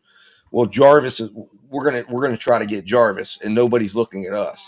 So I would be with you on that, friend. I think the state is definitely, and the police are investigating, and of course, one of the benefits is because their testimony has become part of social media now, Mhm. and viewed. There are a lot of people, like you said, are calling in and speaking about what they said and what she did. And it's a treasure trove of information that they're going to be able to go after, because, remember, maybe they don't get them for her death, but there's But they also get the him for the potential of neglectful behavior that Neglect. allowed her to become pregnant, that allowed her, Yep. allowed these people. How do you have a child in your house if she was 5.5 to 6 months pregnant and not know it? If Yeah, well, you're her being last you're being an attentive September. parent, Uh-huh. Absolutely, Jody. and Yeah. she's Did you see the asking. video of her dancing? Yeah. Yeah, She yeah, looked thick around the middle. I mean, Yep. it wasn't full on, because I'm No. sure, you know what I mean? Like, she was probably, I don't know if she It's really understood what was going on with her body. it's I in mean, I the get, thing if you go want it, ahead. Steve. It's Gotcha. loaded up if you want to have a look. But yeah, I really think you should listen to the brothers' No, I definitely audio. will. I want to listen Yeah, to it and see yeah. what It see what explains I think all about of it. that. Well, like I I said, wonder it's why they're not listening. Why are they not listening to the brother, and why is this testimony? Like, I wonder, has he, so he's talking to all of us, dropping all of the tea, well, right? Where has he interviewed with Detroit? well, Like, why is he putting all of this out and we're hearing it and the police haven't heard it? I'm not sure if it was an Yeah, interview with them or not. I'll have to. like, I'll I Was would that think some? if he's got so Did much information, why hasn't he called detective the OIC and called and said, did "Hey, I'm he Jarvis's brother, and I know some things." now, Jody? Did he do this interview after the hearing, or was this before the hearing? um I feel like leave that it's with been in the me. last few weeks, I was going so to say it had to be Yeah, it after. So wasn't. Yeah, but I mean, look, but that's the problem. That's why, like I said, it's very difficult. He's not factually at this particular point. He hasn't sworn under oath. He's probably repeating what he heard from his own brother or what he's being told. So this is probably information the defense is going to go out. I mean, this is look, they were the way they questioned them and the way the defense was getting information because that's all the defense was looking for. They knew there was no chance that Jarvis wasn't going to be bound over for trial. So what they were doing was collecting information, and the nature and direction of the questions that we heard were very much, you could tell, directed at that potentially there was more to the story than what we were hearing when they were right, dealing with the grandma and the aunt. But the question will be is how does whatever that is align with? Listen, we know where Naziah was at I believe it was just before 9 o'clock or just before 8 o'clock, I think, because Cordell had to get back for his tether. We know she was at the shop with Jarvis. We right. know Jarvis shows up at the hotel at like 9:35. 30. Yep. We know that by check-in. We know that he goes and picks up that vehicle. What time did he pick up the vehicle from Latricia? Or Latrice? I've got it on my timeline. It's in here. Is that right Just here? when he registered into the hotel, did he register with another person or just by himself? No, just him. Just And he was known there. He was known to frequent it. yeah, that was the hotel where he and Shannon Yeah, did their trysts, and that was a question that was brought out in Cross. This is why I'm saying they were getting information from them that was directing in a certain direction. Now we don't there we go. understand it because we're not privy to all of that. Read that. At the moment we were getting it all fresh. Let's see here. So they all arrive at the workshop. Cordell goes. Jarvis checks in, visits Letitia. But what time did he visit Letitia? Can you not see that? No, well, at the time it just all says It was 9:30. after 9:30. See what got me is between that 9:30 and 12:30 when that phone was unaccounted for that he visits two baby mamas. Why would you do Yeah. that whilst you unalive someone in the Well, car? because what I believe is she had to have been at that hotel then. The little girl or Naziah had to be at the hotel then. In my opinion, unless he just like offed her, and strangled her to death or something. But again, I don't understand why he would feel the need. This is the part that doesn't make sense. Why would he feel the need to suddenly kill this one? Yeah. I mean, he's got all these other victims out here. He's got all these other things, and he's got a family that's under his control. He's got a woman that's had 5 children with him. Why would suddenly it's like, okay, now's the day that we're going to go ahead and say, okay,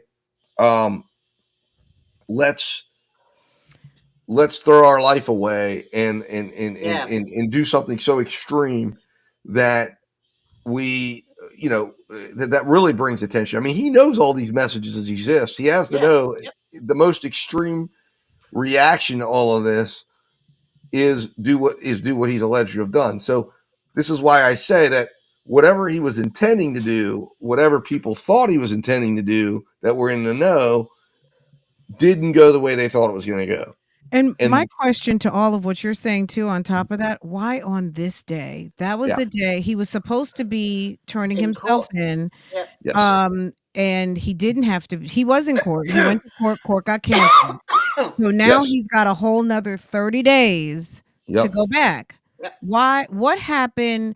My gut was telling me he and Naziah got into some sort of an argument because all of the text messages leading up, Naziah was probably you could feel that there was a pulling away. He was answering less. He was starting to treat her probably like how he treats the other women, be dismissive, be unavailable, not as attentive maybe.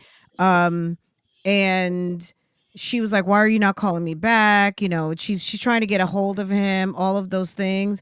So maybe they got into an argument and that precipitated the unaliving versus a planned situation. And maybe again, maybe it was the homemade pregnancy termination situation. I don't know, but I feel like it's just such a he was planning to be gone. I feel like if he wanted to take her out of here, he would have done it prior because he didn't know he wasn't going to be turning himself in on that day. He knew he was facing a jail sentence, right? So, if he had wanted to do it premeditated, he would have done it before the day he needed to go to jail.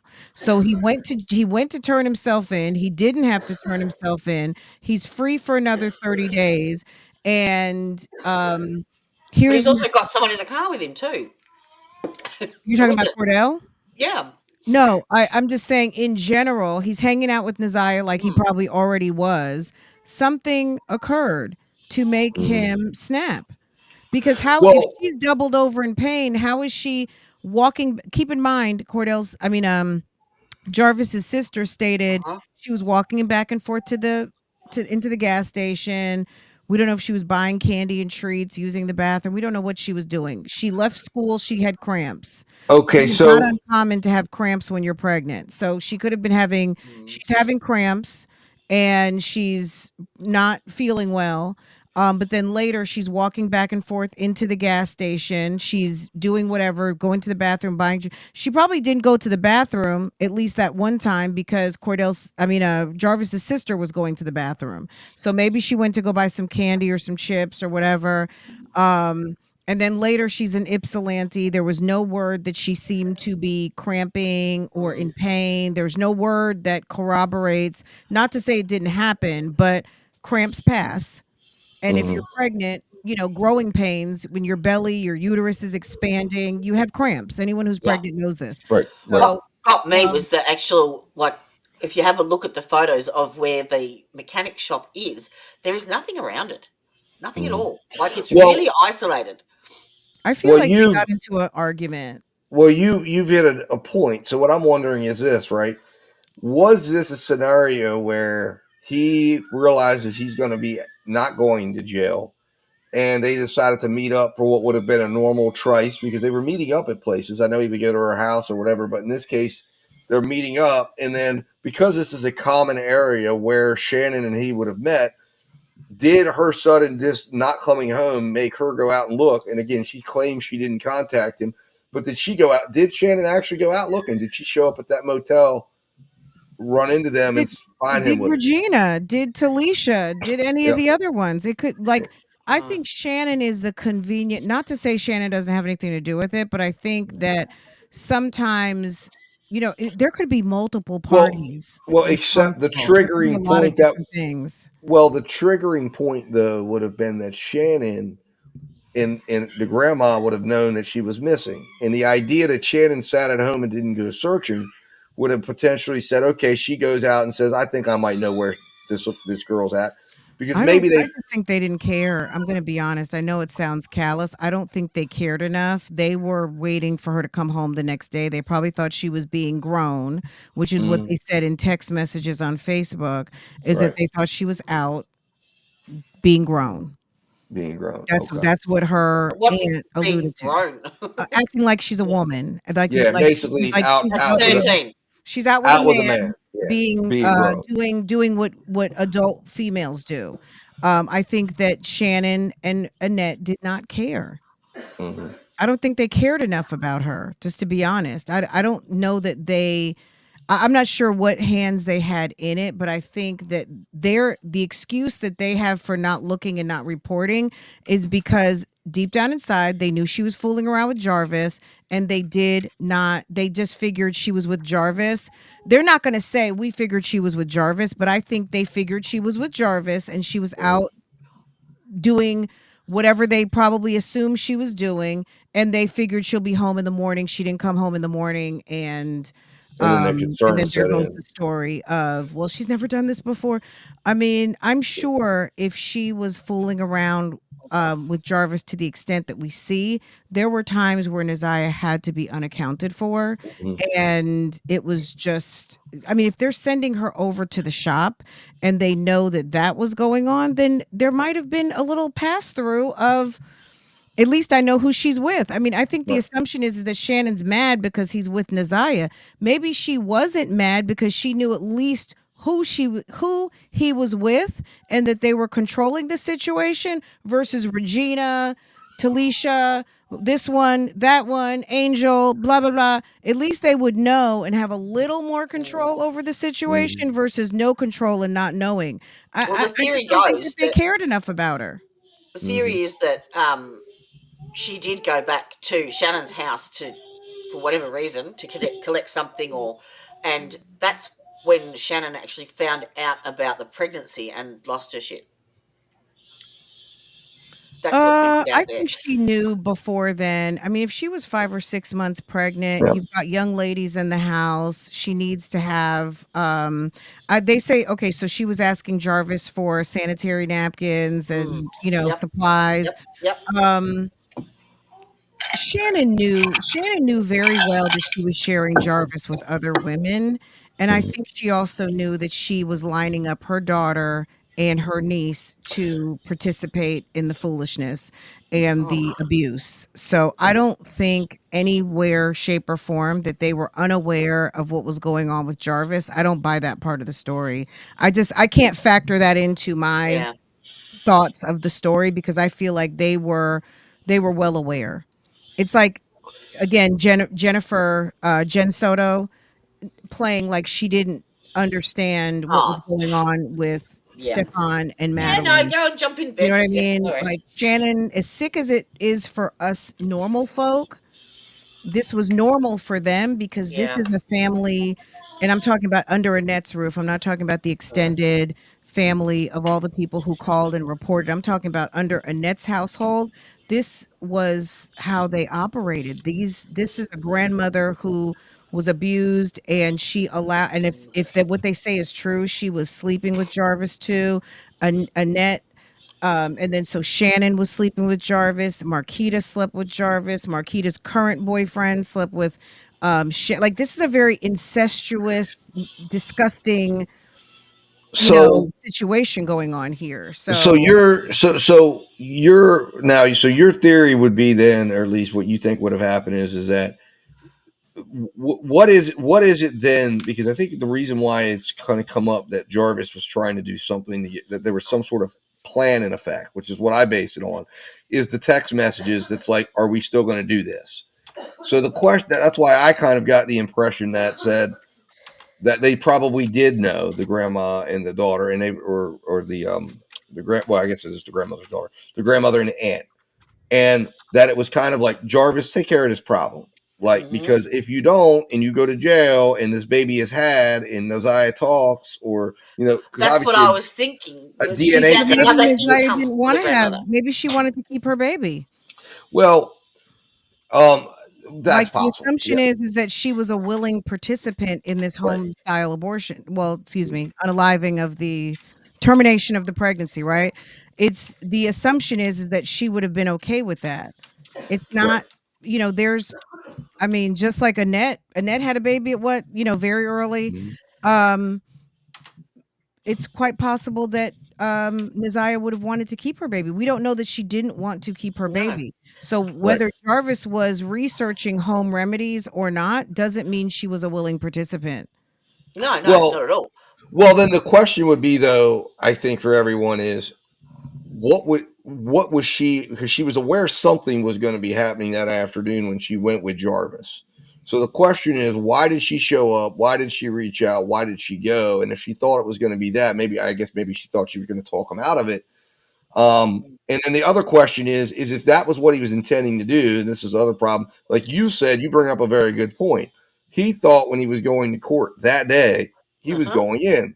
So why would this have not occurred the day before? Why would this have Or not weeks occurred days before before. or weeks Yep. before, if that's Right. truly what it was all about? Which What? again comes back to the point to say, to me, that this might have been about a hookup, them hooking up, and that I believe that my theory on it is that that the grandma and the aunt find out about this, and then they basically tell her, all right, you need to stay away from Jarvis. Because remember, in the messages, it was clear he was coming back. He was sneaking into the house, and they realized they can't do that anymore. So he convinces her to meet up with him and go over there. And like you said, there's messages out there and chats and things that are saying that they thought she was being grown. Well, that would be that maybe they thought she was being grown, and then the aunt would know where to go. And then when she shows up at the hotel, is there some Right? sort of Let me confrontation or something? put But this then, out but there then then. where would the witnesses be at the hotel if there was a confrontation? Let Which me throws put that this all out out. there. I don't know. What if, and I'm just putting it out there, what if Ziyah was a source of income for the grandmother and Jarvis was paying that income and he was going into prison that day and he had that day, you got to sort this shit out before you go in?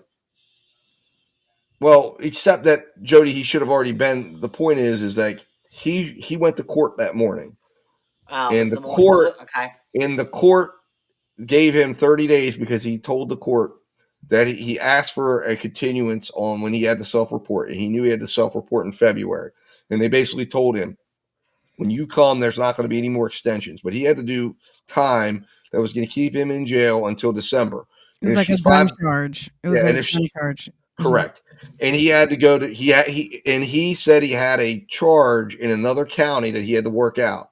And Mm-hmm. basically, his defense attorney said, "Listen, either because again, money up there is a big deal in Detroit." They said, "Listen, if you take him into custody today, then it will be on the city of Detroit will have to bear the cost to transport into that county." And Jarvis promised that he would go up there, take care of that charge, get it taken care of, and that way they would not have to transfer him up there because it wasn't going to result in what was going on up there was not going to result in him going to jail. It was going to be like a fine and things. But they said instead of him having to appear up there and go through all the costs of transport, they decided to let him self-report since he'd already shown up that day, and he got out and had a new 30-day, additional time on life. So the question is everybody that says, well, okay, today is the day, that should have been the day before or the day before or the I day think there before. was an argument. I think that the adults were Mhm. conspiring. Let's go with the this isn't necessarily my theory, but let's just go with the adults were conspiring. Let's say the adults, Shannon, Mhm. Annette, and Jarvis were conspiring. They were aware she was pregnant. Okay. And Naziah is thinking she's going to go see Bay forever. That's how he was saved in Mm-hmm. her Yeah. phone. She's going to go see Uh-huh. Bay. And Bay starts to talk to her about how he doesn't want her baby, and she's feeling more rejected. She's mad, she's Mhm. upset, she's hurt, and they have an argument because if he stabbed her as many times as her jacket appears that she got stabbed, this is some sort of rage. He's got some Yeah. sort of untapped But there rage, some wasn't that sort of much blood on anger. there, was there? But it was out in the water. It was out in the open for a Yeah. month, so you've got rainstorms and things, so I guess there was residual blood that Well, was there was like, embedded yeah, into the fabric, but as far as, like, the fresh whenever it happened, it probably was a not as much. substantial amount too. You heard the prosecutor say it was Right. like 15 spots. Oh, I mean, it was pretty covered in blood, but yeah, So if he Franny's raged on correct. It was her out in the elements. if he raged on her, um then and he's mad not just at her but at life, at the life he's created for, you know what I mean? He's this Mhm. Mm-hmm. this could have been his first unaliving, and Mhm. he's got rage built up. He clearly has some sort of misogyny type attributes. Well, and I He's think, he's a crazy person in yeah. the make, you know what I mean? Like he's got issues. So I really feel like the randomness of the, even though it doesn't seem random, people are like, "Oh, it's not random." It is random because if he wanted In the her big gone, scheme, yeah. he would have done it before the day Yep. he was supposed to Yep. be in jail Uh-huh. and didn't know he wasn't going to be in jail. I think that the adults were trying to figure out a way to have him not go to jail for life, which would be Naziah and her baby, Mhm. and she comes to the realization of the cold reality that he really doesn't love her as much as she loves him, because if you Yep. listen to the text messages, Uh-huh. she unfortunately believes that he loves her, and he only loves himself. He's a narcissist, and Mm-hmm. even if he had some sort of weird love for her, It doesn't replace the love that he has for himself and for him to get his way. And they had to have had some sort of a fight. I think that Yep. they had an argument, a fight. She wasn't being cooperative. She wasn't wanting to be compliant. I think that there's a possibility there's so many other women at play. Why was Shannon mad today versus another time? Like Shannon should have been mad when she found out initially. Like I find it hard to believe that she found out about the situation and the pregnancy and everything all at one day. That didn't happen all in one day. It couldn't have. I think they were turning a blind eye and they knew what was going on with Jarvis because I think she would have rather had him in the basement and doing what she already had done to her and her sister and everybody else. She knows he's abusing her daughter. There have been CPS cases. We have to she knew he was doing things. Mhm. So there's no way Well, she just found out when well, you so have then, other CPS cases saying that he's been violating other girls. with your theory in mind, basically what you're saying is he would have had to have had help because of some sort with people involved in this, because clearly we know that there was no physical evidence found in that hotel room that indicated any Or the struggle occurred. car. There was Check nothing in the glasses. car. Mm-hmm. So he had to have taken her somewhere else. We know on the riverbed there was nothing because they searched that thoroughly. So we would assume then that the clothes were put there after, because I found it interesting the timing of those clothes, that they were sitting there for like 2 months and yet they didn't have the indication that they'd been sitting there for 2 months, yet he had gone to jail at the beginning of February. So if you listen to the testimony of Officer Wyatt, he says, yeah, it didn't look like they'd been sitting out there for 2 months. Yeah, there wasn't any. I mean, there was lightning. wetness to them, but they were not like you would expect. Yep. 2 months of sitting out. So that would mean then that he has co-conspirators out here that were aware of what occurred, that were aware that he would have taken her. But the question is, like, because to me, what I think may have happened in a sense is, was it a stabbing or could it have been a strangulation? You know, and because that would account for the lack of physical evidence in the hotel room. Because if they're there in the hotel room, they're talking. I mean, you know, but it could have been a backhander that knocked her out. And well, I think there was so much time that went by before they went to the hotel. So are there notes from housekeeping? You know, did he collect all the sheets? You know, it was a month before they got to that hotel room. So did they collect the sheets? Were there any? They did. They did. He was known to forget that was in the preliminary hearing. They did. They did. Maybe they're covering. They did check the sheets, or at least allegedly check the sheets. Yeah. Now, again, the amount of time that had passed when they were doing all of this was substantial. But the bottom line is in that room, if there was a stabbing, like the state said, you would know.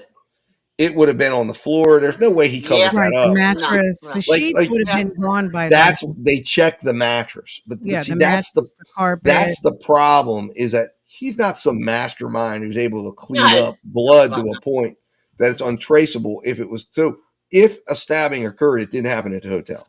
So maybe she never made it into the hotel. Maybe she was at the hotel in the trunk.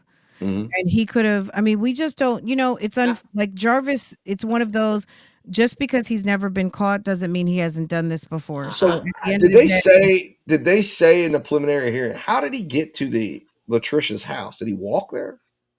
He swapped cars. Oh, they swapped cars. He told her that he needed a car for something to do with his son and took her car. And why did he not want to have his car? I don't think there was a seat in it, maybe. I don't know. But it was a car swap. Gotcha. So, and they searched he went to visit Regina. Yeah. Well, I was going to say, they searched this. That's what I've always been in my mind. Is like, where was she at during all these visits? Yeah. So was she back at the Parkview? Because he went to the Parkview first. And who's going to go visiting when you've just done that to someone? Or did he drop? What I'm getting at is, did he drop Ziyah off with someone and then go out and start trying to create alibis? Maybe she was. Yes, she might have still been in the car. Is. Yes, the story is that he dropped her back at Shannon's. Then she lost her shit, and Shannon. Well, except that I think the problem with all that covering for them. What the problem? Well, see, here's the thing, though, Jody. The problem with that theory is there's no evidence that his phone ever went near Shannon's. What I'm saying is that there was a plan in place. So my thing is, did he drop and he got a hotel room at the Parkview for reasons we still don't Or understand? Park And then he, Crest. There's or someone Park who's going to Crest, be in yeah. your comments who's going to be Yeah. like, Oh, sorry, Park Crest, yeah. "Keep saying Parkview, Park and, Crest." and he didn't return back there till I think it was 11:30 and stayed there Uh-huh. till almost 1. So what was there someone there that he left Ziyah with that maybe took care of this problem for him? Well, there was also half an hour And then they from got 9 back to together. 9:30 when Mm. Cordell left the mechanics workshop before he checked into the hotel. Right. He could have left Well, the phone there.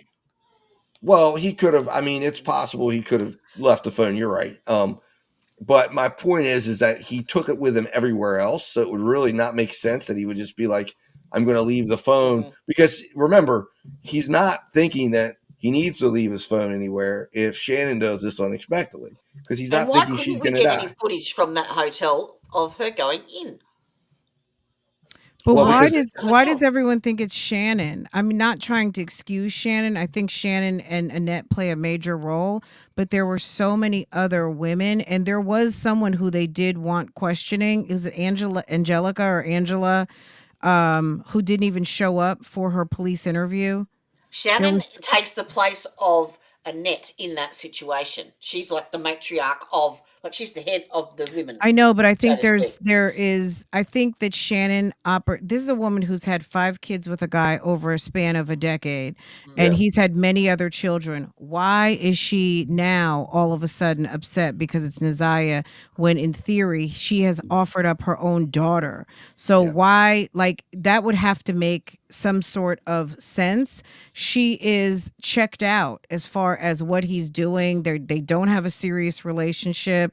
I think she has accepted a lot from this guy, and I don't know that she is as angry as you guys would, as anyone out here on the internet would want to think. I don't know that she cared like that. I think that she was very cold, very callous.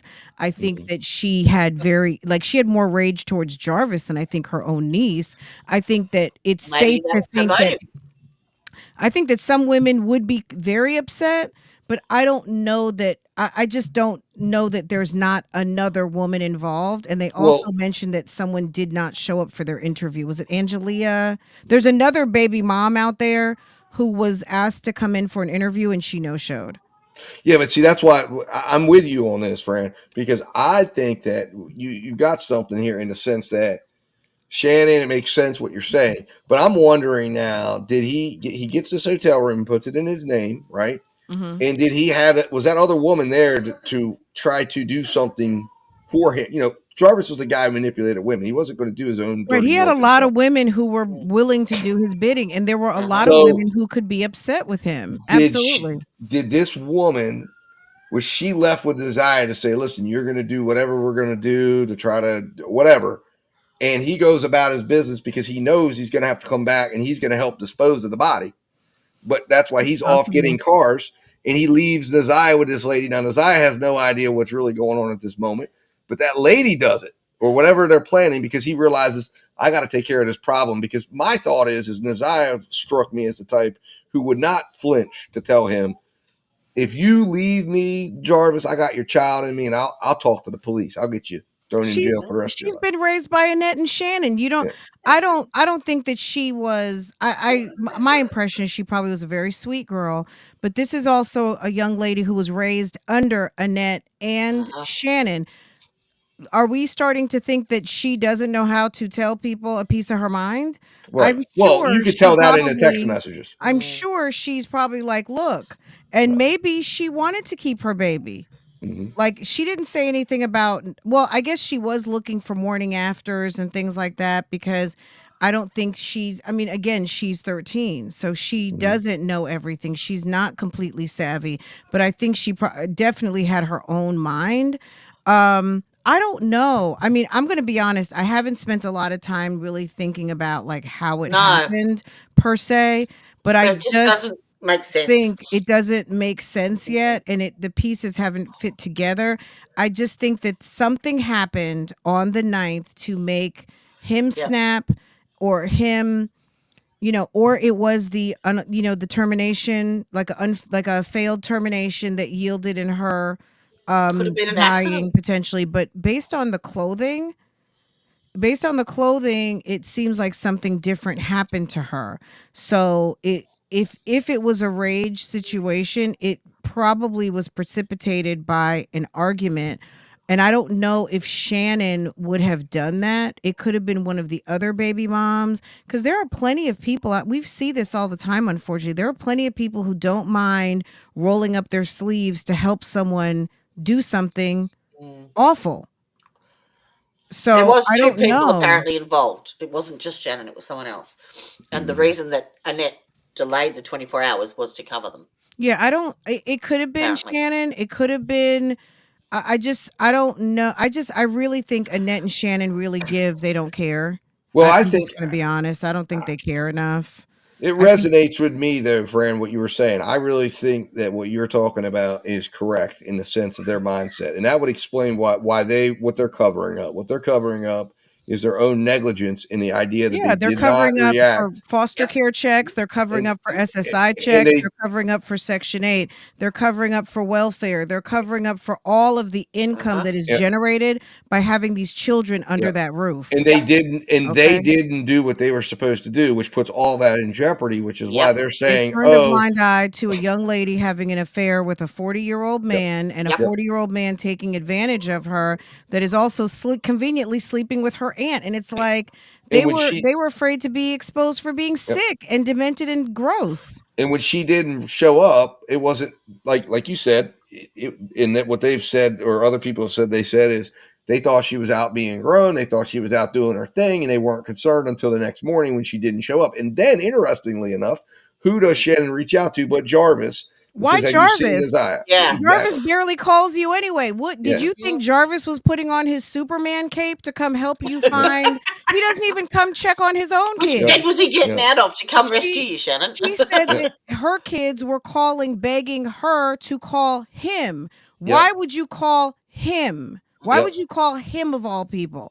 And that would fit with the lineup that's what they thought was going on. Then she suspiciously doesn't show up, and then they go to the school and they make a report, and they're thinking they go to the school first because they think she's just out, being wild and not coming home. And then of course this thing goes to a totally different And then you've direction. got Angry Mom. Who was that? The one, was it Talacia Davis, the one with the Yeah. Sentra? She was clearly pissed.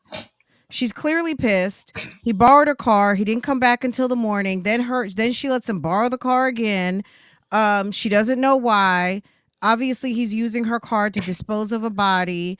Like, she doesn't seem bothered at all. She seems more pissed. She's got a 2-year-old with this guy. It's weird. He's got a lot of women who are pissed. I would say do a lineup of all of these women. Then you're going to find who helped him. Shannon is the convenient bad guy because she's a bad guy. Annette, another convenient bad guy because what? She's a bad guy. A lot of these people are bad guys, but I don't know if it was Shannon and Annette that were there on the scene to do that. I just think they know enough to be dangerous, and they Yep. know enough to be scared that this could send them to jail, and that's why they're not talking. Yep. I Well, think they know enough. They know something happened, and because They know more than what they're saying for sure. this man's had so many babies and is sleeping with so many Yeah. women, all of a sudden you're going to be mad when this is not the first kind of semi-incestuous type situation going on under that roof. And Well, nearly that's- every Been a one lot of of them that have him type in of court. activity.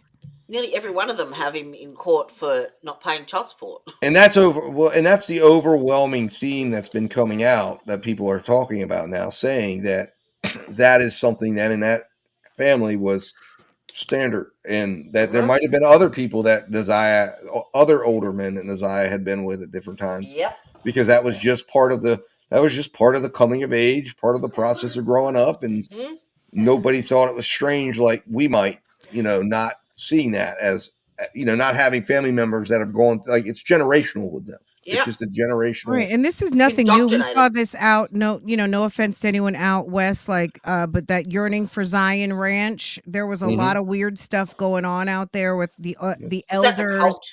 There was a cult, yeah, and I mean, there's a lot.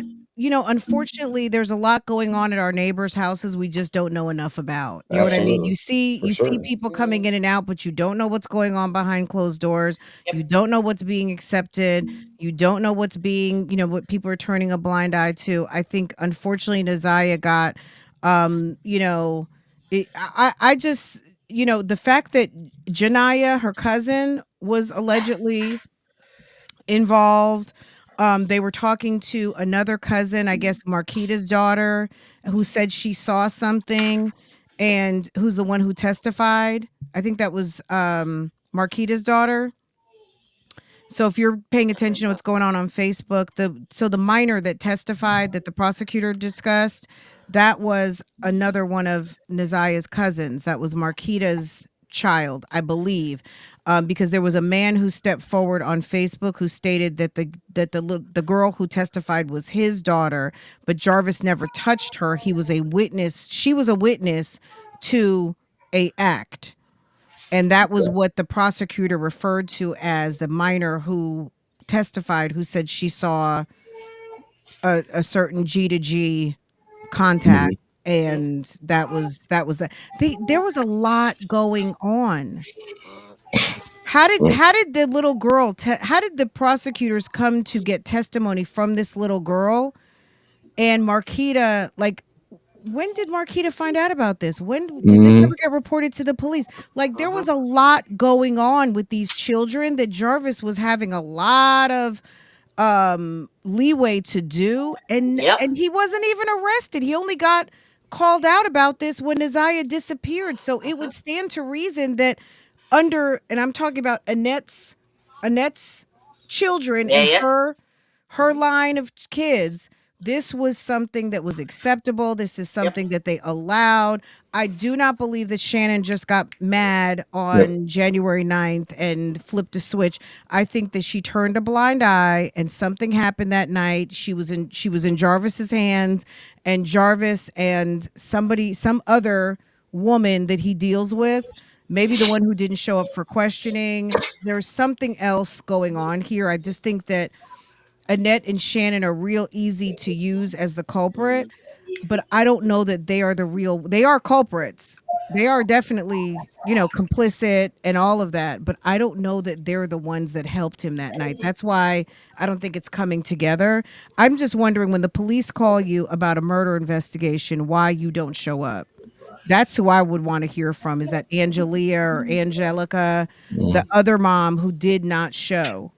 And Well, they made a point of putting did that on the record that yeah, she but didn't show up.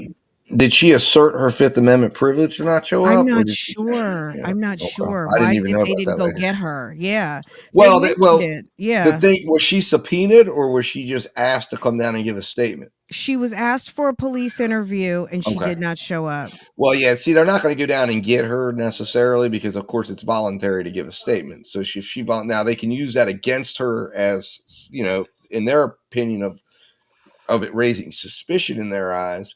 But the fact that she didn't show up, obviously, if she didn't show up, she didn't assert anything. But she's basically, by not showing up, asserting her right to remain silent. So in that instance, that should definitely trigger additional investigation. But the missing link to all of this is Jarvis Butts. And I think in order to go after her, they're going to have to get him to take a plea and talk about what actually happened. Right. And not doing that, which is why the state, if you see, this is why the state has what they have. And they're going to take it to the jury and say, this is a story we're going to tell. Yeah, He I went to these agree. places and there's enough there. And this is the scary part. I mean, for people that want to know what actually happened. And this is the interesting thing about courts. Courts in trials are not necessarily a reality. It's what the state can prove. Right. So the state's going to take their evidence and say, what we've proven is this guy was responsible. They're not going to get into all the other details. Now, if he's convicted under the theory that we heard in the preliminary hearing that we just all heard them lay out, we never find out about the other people. There's never any additional investigations. Right. Like, There's here's no one here's else. a quick follow-up for you guys. So Wilshire, I'm not sure who lives at Wilshire, Mhm. but whenever he stopped at I can Wilshire, tell you. it's quite That's possible. Letitia. That's That's the Letitia. yep, That's yep. okay. That's the Nissan Sentra. Nissan Sentra. Yes, yes, yes. Somewhere along that route, something happened. Yep. I think that the reason why people want to know why is Annette and Shannon not arrested, because they don't have any proof that they participated in anything other than being awful mothers and caregivers. Okay. And also potentially having some knowledge along his route that night. Something happened to Naziah, and one of those women. No, we know specifically that Naziah. Now we don't know. I don't know about, like, did the bloodhounds track Naziah into the vehicle? Did they say that there was tracking of Naziah in that Sentra? No, We there know was that the not. Just car the was. glasses. We know Just the the Yeah, glasses. glasses. yeah, there was not. That's the thing. That's Okay. why that's the confusing part about Yeah. everything That they didn't is tell us, or that they didn't track it. no, it did There was not. nothing. The dog did not respond to that vehicle, that she was in the Okay. vehicle, except there were So glasses in there. So those are where the conflicts So have that could have been. been that could have been just a dump. That could have just been like threw her stuff in the back. That could have been Yeah, where he threw her shoes and her clothes. It doesn't yeah. necessarily mean that he used that to get rid of her. It could have been part of his network of vehicles. It's like he had his own Turo fleet. He could park a car here, and then he could go and then park another car. He was all over the place. Yeah. Mhm. So He did have, he was on Toro. I didn't no, know I'm that. not. I'm saying he had his own, like, Oh, just as a oh, joke. It's oh, like I he got you. had Oh, his well, I own. thought. He had his Oh, like I his thought. own fleet of cars at his access. You know what I I got mean? you. He'd Got you. park here, go get Yeah. another car, park Right. there, go get another car. Like, it was just absolutely insane. I think somewhere along that route, and I think that's why the tracking is so important, Mhm. is that someone on that route helped him, one of those women. And it's quite possible that maybe Nissan Sentra, I keep calling her Nissan Sentra, but maybe Nissan Sentra knows more than Well, what she's letting on. the Because question she was would be very then. angry. The question would be then, why in the world did he go get that hotel room if something happened there? Exactly. When he spent half the night out with two different baby mamas. Why would? And that's the part that just is confusing to me. Yeah. And then he goes there, then he's there for 2.5 hours, which is why Yeah. the state is able to argue that says whatever happened during that time. And then none of the women say they saw. Now nobody's seeing Ziyah, even though everybody leading up to Cordell leaving Caesar. Now she's unseen. Now no one knows where she's at, which is why I felt like the Park Crest was a dumping place for Naziah to say, or not a dumping place, but a place that Yes. he I mean, leaves her there. it could have been the trash dumpster. He's a great customer. We'll look after him. Well, he leaves there like that. Maybe if there was someone, if something was going to be happening, or someone was helping him, or there was, because it's clear he was through his web searches, which is where everybody thinks that he was interested in terminating the pregnancy. So to me, it would behoove me to think that he's saying, "All right, listen, I got a friend. She's going to help you do this," and maybe Naziah does. Maybe you're correct. She wanted to keep the baby, or in this case, whatever they do goes terribly wrong. Whatever these at-home remedies that they're going to attempt to do. Now, radiator fluid would be something that maybe they would attempt because he's a mechanic and he would have full access to stuff like that. But he goes in and does that, and then he comes back to the hotel. Now, the question is, why is he out getting cars and moving about? To me, I don't know. I mean, that's what doesn't make sense. But we know he stops moving around at 11:30, and we know he's at that hotel. At least his phone does. His phone is, Right. yeah. And we know that. And here's the thing: if something would have happened, and we say, okay, well, maybe he was creating an alibi. Well, then wouldn't he have just left his phone at the hotel the whole night? Well, And not apparently left it at was an 1:30 in the morning. afterthought. It was an afterthought from him. This is what the supposed brother said, that he went out and deliberately did that to create an alibi because he knew that they would frame him, and he was the last person seen with her picking her up from school. Well, And that was Well, Jody, what this sounds like is that the brother is previewing what the defense is going to try to float to the jury, and they're going to try to go after the mother and the aunt on cross. But that I don't think really has any bearing in the evidence or the reality of the situation. But that's what a defense attorney. Because remember, when he goes on trial, it's not about the truth; it's about doubt. Yeah. And that's the problem in this case. Yep. Is what we have here is we have a guy who absolutely was inappropriate with this young lady. But the question is, did he take her life? And maybe he did, but was it an intentional act? Yeah. And was it reckless? Was it this? Because again, to get to first degree. When the defense goes full throttle at this, the state is going to have to come with evidence to say that he was the one responsible, that he did all these things, and they're going to have to. No evidence.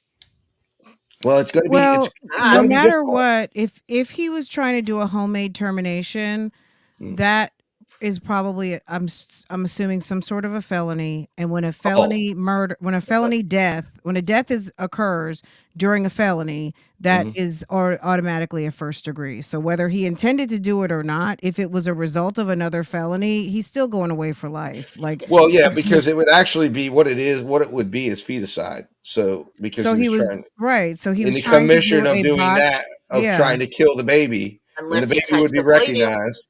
And then in the process of that, but that would be, well, but the question is right now, the charges don't reflect that. So that's the problem. See, they have to charge him that way, and they haven't charged him that way. What they charged him with is first degree as an intentional act that he stabbed her.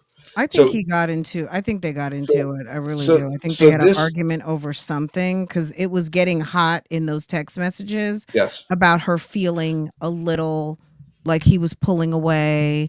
Like there was just, there was a little bit of distance. And well, that's what I believe. That's what I believe the state will go to the trial with. And I think they're going to go and they're going to tell the story that they were getting together, that he was probably going to take another run at her, trying to get rid of the pregnancy. And he gets this hotel room and thinks, okay, look, we need to do this tonight. I'm going to be going. I mean, this is a story they're going to tell, whether this is the actual situation. But, and then something, like you said, something happens. And at some stage, an altercation occurs. Now, a gaping hole in that theory will be the lack of physical evidence to support that. But the state's going to say, well, we have a sweatshirt and we have all this evidence that he was the last person to be with her and that she was there with him at 8 o'clock or nearly 9 o'clock. And then she's never seen again. Do I think it'll be enough that a jury will convict him? I think it would be in this case, because once you get through all the messages and the lead up, they're going to convict him on that alone. But does it help get the actual answers to those who are really responsible? No, it doesn't. But that's just how these things go, because sometimes it would take him confessing and I wonder if they are still. I mean, the people of Detroit would know if they're still executing search warrants. Like, has anyone's house been searched? Because when they said that, I forget her name, Miss Davis, and the girl with the Nissan Sentra, both of them, when the police came. Like, they came. We got a search warrant. Boom. It was we're asking to come in. They came and searched the homes. It's quite possible that they could still be. Oh, they are. In fact, I have a news clip that's talking about that they're because they're looking into. They're investigating all around this thing, because they're investigating now. This was like 11 days ago. There's a headline that says years before the case, CPS warned repeatedly. So they're investigating what people knew. Yeah, can you show that one? Because that's the one I was talking about. Yep. Like when there's no way Shannon didn't know that Ziyah had been touched, that another child had been touched in the household. It was documented, and that's what was so problematic with Jernell, because Jernell, Annette's half sister, was really upset at the follow-up and follow-through, and also just the dialogue surrounding that they never tried to do anything, because they did. They filed report after report after report, and nothing was really done in terms of follow-up to protect the kids. And their impression was that they were not going to allow this type of person to have access to the kids, but then they find out that they actually were turning a blind eye. Well, yeah. So here it is. This is the report you're talking about, I think. Right now, Jarvis Butts is awaiting trial for the murder and sexual abuse of Ziyah Harris. After listening to days of testimony last month, a judge called Butts a monster and said that opportunities to protect the 13-year-old girl were missed. Tonight, the 7 investigators are revealing years of warnings that preceded Butts' alleged crimes. Warnings that family members say were made to Children's Protective Services that could have saved Ziyah's life. Here's what 7 investigator Ross Jones has uncovered. You look at that face, and you do not see the horrors that she had gone through in her short life. The exploitation, the molestations, the sexual abuse, and the pregnancy that she was concealing. Years before Jarvis Butts would be charged by Wayne County's prosecutor, accused of killing and sexually abusing 13-year-old Ziyah Harris, Harris's own relatives say they saw the warning signs and told anyone who would listen. So that at that point, I was like, So that's Annette's sister, her half sister. I tried not just once, That's but a multiple cousin, times Kiwana. for them to take us serious, take me serious in what I was saying. Kiwana Morton and her cousin Jernell are both relatives of Ziyah Harris. In February of 2022, Jernell says she learned of allegations of improper touching involving Butts and other small children. She says she was told about the claims while talking to her niece, Jarvis Butts' girlfriend, and that the alleged victims were Ziyah Harris and 2 other children. I was just like, oh my God, I was not crazy. This needs to be looked into. She says she took the claim seriously in part because Butts was on the sex offender registry, having spent more than 8 years in prison for third-degree criminal sexual conduct. She didn't alert authorities at first because she believed her niece would notify police. But weeks later, Jernell did notify Child Protective Services. Her complaint came in on April 13, 2022. There was an incident at a birthday party, the complaint reads. One of the children that attended the party accused Jarvis of sexual abuse. Ziyah, and name withheld, reported that Jarvis touched both of them inappropriately as well. Jarvis touched, name withheld, in her private area, and it hurt. Jernell made the complaint over the phone. They basically told me if they needed me for anything else, they would reach out. The next day, Jernell would receive a text from her niece, Butts' girlfriend, confirming that CPS had contacted her. CPS called me, the text reads. They called about the well-being of my kids. Then they called back to get Jarvis info. A CPS spokeswoman would not tell 7 News Detroit if investigators ever questioned Ziyah Harris after receiving the complaint. But we do know it wasn't the only complaint filed with CPS, naming Jarvis Butts. And it wasn't easy for me to call Protective Services just because of the horror stories that you hear. Kiwana Morton said she heard about the same allegations against Butts from a conversation with his girlfriend. 2 months after her cousins called to CPS, she would file her own complaint. I told them that there's a problem and they need to be aware of it. I am 90% sure that there's sexual abuse going on within the home. Did you specifically mention Jarvis by name? Yes, absolutely. Internal CPS records we obtained show that investigators looked into that complaint, conducting a face-to-face interview with Butts, who strongly denied the allegation. A forensic interview was conducted with the alleged victim, and no disclosures were made. CPS said the home was clean and free of observed safety concerns. The allegation was denied, assigned a low risk level. These are 2 complaints of at least 5 filed with CPS since 2015, naming Jarvis Butts.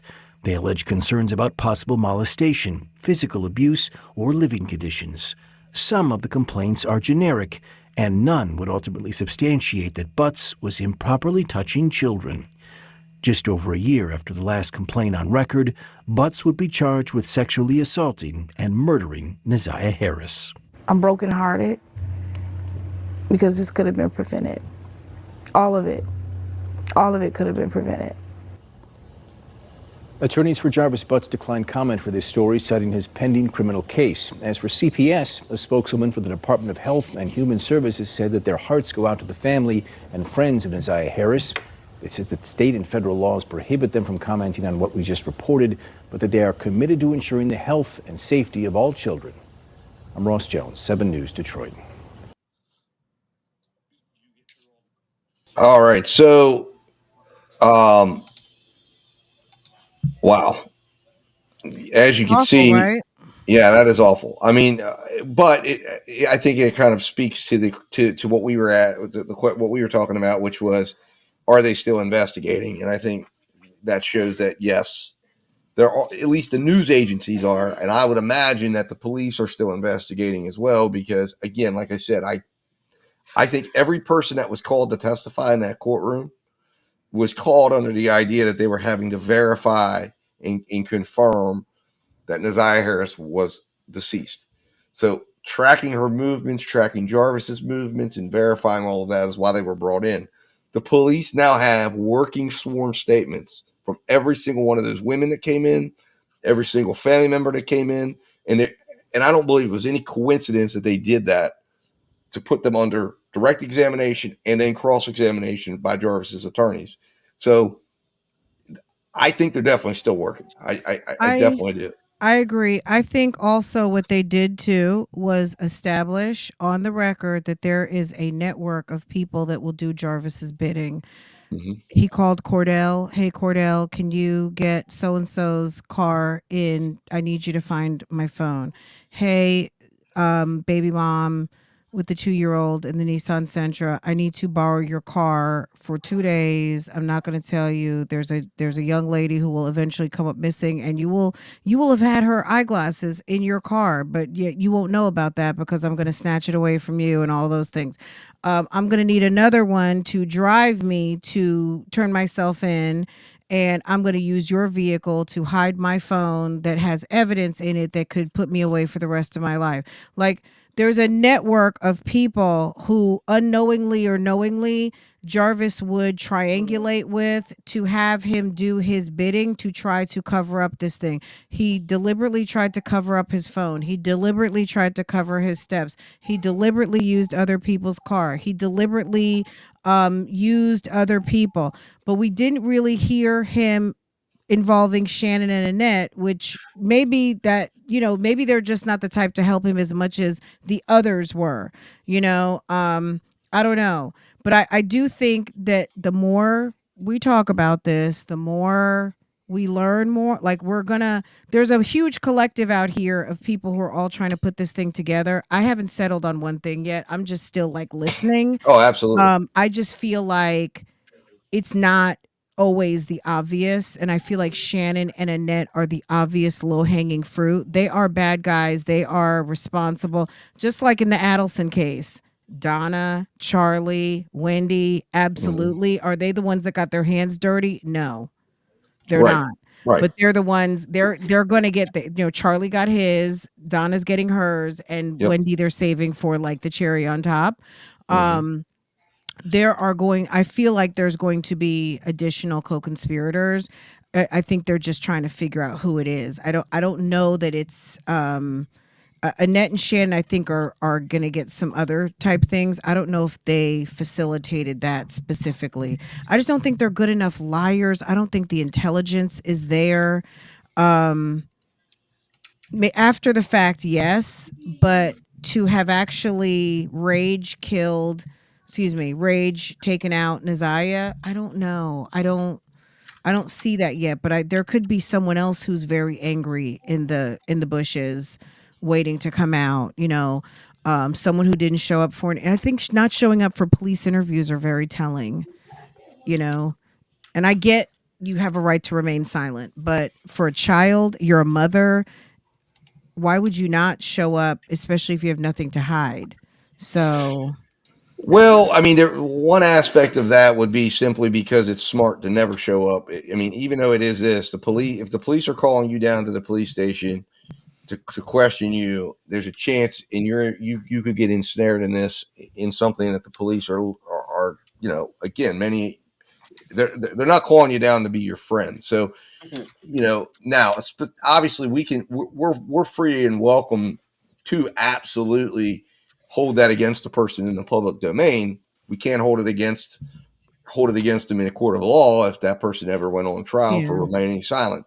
But yeah, does it look bad? It does. And certainly you would think she would go down, but potentially the relationship that person has with the police, they may not trust the police. And sometimes that's a good reason, because the police don't always they don't always assess things with as open of a mind either, in terms of how they're going at people. This person may feel like, hey, they're going to come at me with whatever, she's being invited down for an they're interview. going to judge me because I'm letting him have his way with my kids under my roof. Like, maybe that person didn't want to be exposed for allowing him to. That's what I'm saying. That there was going to be like fallout. Right. That it's like they can't, like they would, like if they go down there, when they go down there, there's going to be more that's going to, like, they're going to end up in a situation to where they catch charge. It might not be charges related to Nazaya, but when you go, when they decide to go talk to the police and the police are starting to look into everything, it's like cases like this and investigations like this have a way of, it's like when your windshield gets hit with a rock and then it spider webs out. Absolutely. I think Yeah. that there And was Jarvis's network of women. So remember the one I hate that I don't remember. So I think, is it Davis? Is it so the one with the Nissan Sentra, when she got angry towards the end, like, were you upset because Jarvis had all of these? Well, I was cheating on him too. He was cheating on me, and I was. Do you like the network of women? How many people realize, like, oh, you were still seeing him because she could have had another boyfriend? Okay, so you're still seeing him. You let him borrow your car. Then there's the next one who's seeing Jarvis and seeing someone else and seeing someone else. So there was a lot to be exposed. Like, Jarvis was complicated, but these women are complicated too. And a lot of these women have complicated situations with lots of different people involved, different baby fathers, different boyfriends, different Yep. all kinds of things. So, yes, showing up would have been an exposure because we don't know what they're trying to hide. Was it Jarvis helping themselves to those kids under that roof? Was it some other relationships that she was trying to protect and not be out on the Detroit news dealing with Jarvis, because maybe she's dealing with someone else and that wasn't known. Like, there's so much, and that is definitely one of the reasons why I think that this is like a true whodunit. Which is why people are so captivated by this story. And it's sad. I feel sorry for Naziah.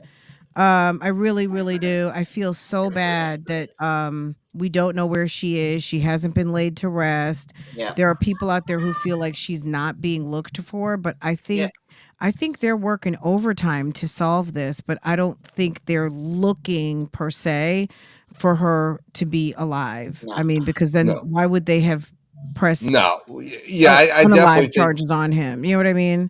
Absolutely. Yeah, I think that boat has sailed as far as any possibility in the authorities' mind. But no, I think what they would, if they're looking for anything, to me, it would be more along the lines of trying to say, is there other people involved in this? Is there other people that need to be held accountable in this? And those are the questions, of course, we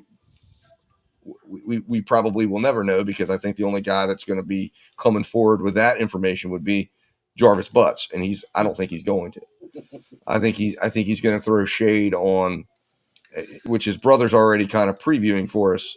But do you think your brother's just trying to inject reasonable doubt and he's out here fishing fake stories? I mean, I'm not saying his story's not real, Jody. I'm just saying, how is it that he's got all this information and he hasn't, I mean, we don't know if he talked to the police or not, but I would imagine, how does he know all this and he hasn't gone into Detroit to go?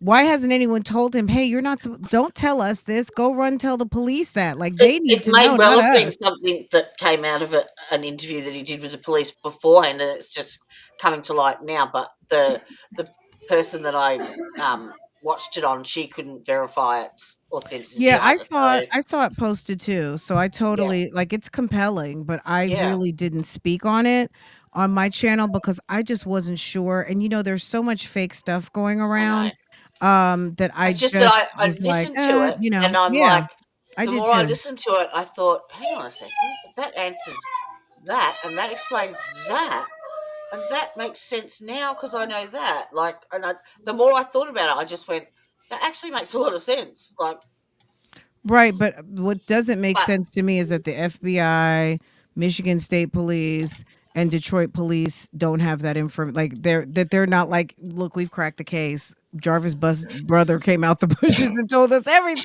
We have a true confession. well, they've still got to. Well, yeah, but you have to understand that probably what he's relying. I don't think Jarvis Butts' brother knows this from firsthand. This is probably, and again, it would be interesting because the police should be interested in this, because if Jarvis made statements to him, which he's now put on social media, this guy can be interrogated about and he called needs as a to witness be, yeah. to. Because the only place he gets his information from is Jarvis, or was the brother helping him in some way? Like, how does he know? Yeah, how do you know everything, sir? Right. Well, that would be a greater question, I think, which is stupid for this guy to come out, because it's like, well, wait a minute. you don't get to just say these things and then not have the question asked, well, how are you an expert on this? How do you know that Jarvis Butts did what you're saying he did? Exactly. And What? if he, and to me, that's a really compelling question that would need to be asked in this instance of, hey, how do you know all this? Like, that's great that you're willing to come and defend your brother like this, but it does not mean that you get to just say this without penalty. Right. We need to know. We need to know why and how you're saying this information, because this is, again, he's put it out on the internet, so he's going to be responsible for those comments. So I think Absolutely. it'll be interesting to see Mm. how that What do plays out. you think about when Jarvis's sister testified, like towards the end, how she just like fell apart? Remember they asked a question about the grandmother. Mhm. What was that last? Because I was just like, what are they asking her? They were asking her something about the grandmother dying, and she completely fell to pieces. Yeah, I took that as more of her being upset about the grandmother having passed away, but because they were talking about that it struck me that I was taking that more of like she was upset because the grandmother had passed away, and that was a hard thing that was on What Jarvis. was the question? Was there a suspicious set of circumstances revolving around the grandmother's death? Was it something like that? I was trying to No, figure out what was that question. I believe it happened around the time he was going, like when all this happened. I thought, and Okay. that was what brought, and that was something that was because the sister had gone, I believe, to the mechanic shop, if I'm not mistaken. I Right. think that was kind of why part of why she was giving that as why they were in communication, and well, beyond him helping her with the car, but that was part of what they were talking about. I think it was more of like her wanting to say this was like this was normal behavior, not that there was no way she would have been involved in anything or someone he would have depended on. Yeah, no, I didn't think that she would be involved at all. I was just wondering what had her so upset towards the end. There was a question that was asked, and then they did kind of like a sidebar, and the judge got off the bench. They went to the back. They came back. There was some sort of questioning that they were asking. Plus, it seemed like his sister had more to say, but they kept it very narrow what they asked her about. Hold on, let's pull her up. What day was it? Do you know? Oh, I have his sister's The day of testimony. the testimony. Yeah, I have the. Let me go to my playlist here. They asked her what she knew. She said she knew a lot. I feel like she had a lot to say, but they didn't. And I know with the preliminary, they just wanted to focus on proving what they needed to prove to have him Yeah, bound that she over. was at. I feel like when the actual trial occurs, wow. Because if this is what they had for just the preliminary, they have a lot. I feel like they have a lot. Let's see here.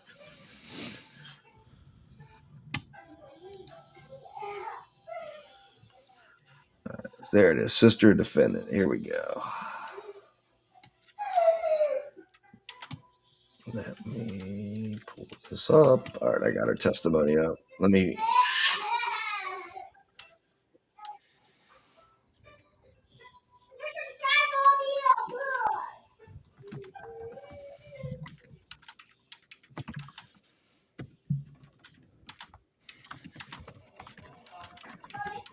Jody, your hat is hilarious. I'm just gonna, like, I had a stream, and it was a grift stream I did, and for every $40 in super chat. Oh, why am I getting feedback now? Oh, hang on. Oh, because my headphones died. Oh. Hold on a second. Yeah. All right. I'm going to mute myself. Let me go get another pair. Hold on. So yeah, every $40 in super chats that I got onto my Temu account and shared the screen, and the chat got to choose and spend $10. the hat that you had to wear. That's funny. I I'm love like, it. is she wearing that hat? Like, am I not supposed to notice what the hat No, says? no, So I'm no, just like, you no. know what? I'm gonna take the bait and I'm just gonna acknowledge what has not been, because The, I'm new here. the I said, funniest let me thing, just, if you do that, like they got to choose the search terms, and we had to go right through everything. It was hysterical. like, look, I I is also that got the a like, oh, she went for 3 hours and she never said a word. So I'm like, you know what? I would be remiss if I did not like say just acknowledge, okay, the yeah. hat is giving. Okay. I got a hoodie that's like one side is like a creamy color, and the other side is like all completely blood splattered, and it says something like "job done" or something like that, or Uh-oh. Like a mission accomplished or yeah, something. that's it. Yeah, Wow. yeah, we got some funny stuff. Some funny stuff. But yeah, All just right, I'm searching. back. Sorry about that, guys. All right. All right, let me see here. All right, so witness clarifies. Hold on. Witness explains her reasoning. Witness confirms.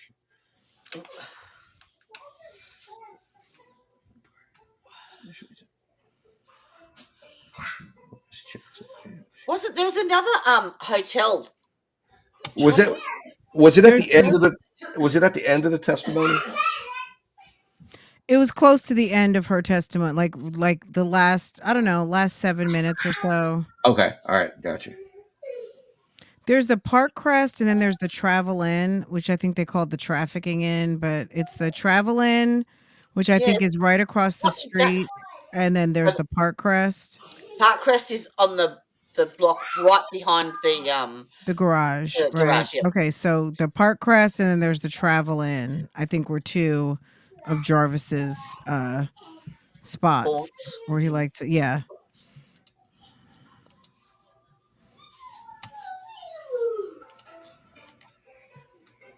I can hear Connor. Is he entertaining Carson? Yeah. In the. I can see him doing airplanes.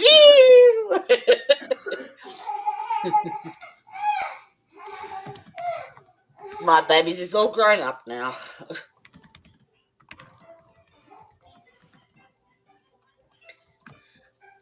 I'm just a crazy cat woman now.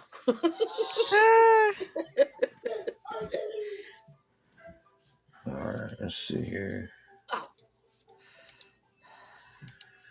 All right. Well, we're good. I can't. Let's see here. So you said it was in. All right. If you share the screen, maybe Fran will be able to pinpoint it.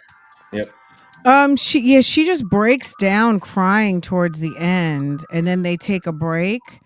And then when they come back, not take a break, but they called a sidebar. They all left, came back. Oh, I here it think is. they I asked for found it. one or two more Yeah. things, and because I think it was going in a direction. And then of course the defense had their time with her asking, but I don't know. I feel like they kept it very narrow. I don't know what else she has to share, but she obviously had some information. Hold on. I have it here. And this might have been when the defense was questioning her, It was. actually. Yeah. Yep, it was. Hold on, let me add this to the scene. All right, here we go. I think this is it. Yeah. Oh, wait a minute. There it is. But if you would like, I would explain to you why I thought these things. Your Honor, It's up to you. can we approach? Yes. Okay. I think that was close. Didn't want to get into detail as far as what I knew before the podcast. But if you would like, I would explain to you. So when they're why. saying the podcast, they're talking about 7 Mile Radio. So obviously a lot of people were listening to 7 Mile Radio, and that gave some people the awareness about what was going on and that Jarvis could potentially be involved. Yeah, because this is when she's breaking down right here. So that's what they were talking about before the breakdown. Because let's see here. We'll go back a little bit here. We'll go back a minute. I didn't know. Once I realized that it was a possibility that I saw her, there were several reasons that led me to believe that it was a possibility I was there. And I didn't want to get into detail as far as what I knew before the podcast. But if you would like, I would explain to you why I thought these things. It's up to you. So I think the defense was trying to infer that what she learned through the podcast. Correct. And I think what she's saying is, no, I had maybe the podcast helped me put some things together, Yes. but I knew some things before the podcast, but the podcast like triggered some things. And then she just broke down. He asked her something about her grandmother and something about Jarvis. It was weird. They're gonna all leave and then come back, and then and she's just gonna like break down.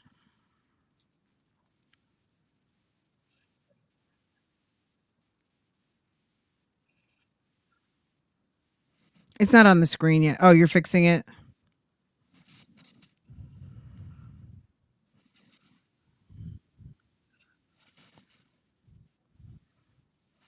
I don't think you have it up on the board, Stephen.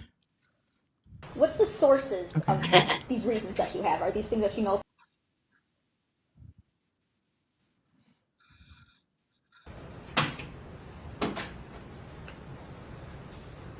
I'm sorry. That's okay. Repeat that. So these reasons that you were thinking of, what are the sources of them? Is it somebody told you something? Is it something that you saw yourself, you observed, or a coupling of that? I would say a bit of both. Okay. Things that I was told and things that I heard. Okay. Were there heard from Jarvis? No. Okay. Were these things She's that you had already medicated. known prior Prior to thinking that was Messiah that you saw? I'm sorry, I'm confused on the question. So are these things the sources that you have for these reasons? Are they like things that you have personal knowledge of, or are they things that somebody told you about?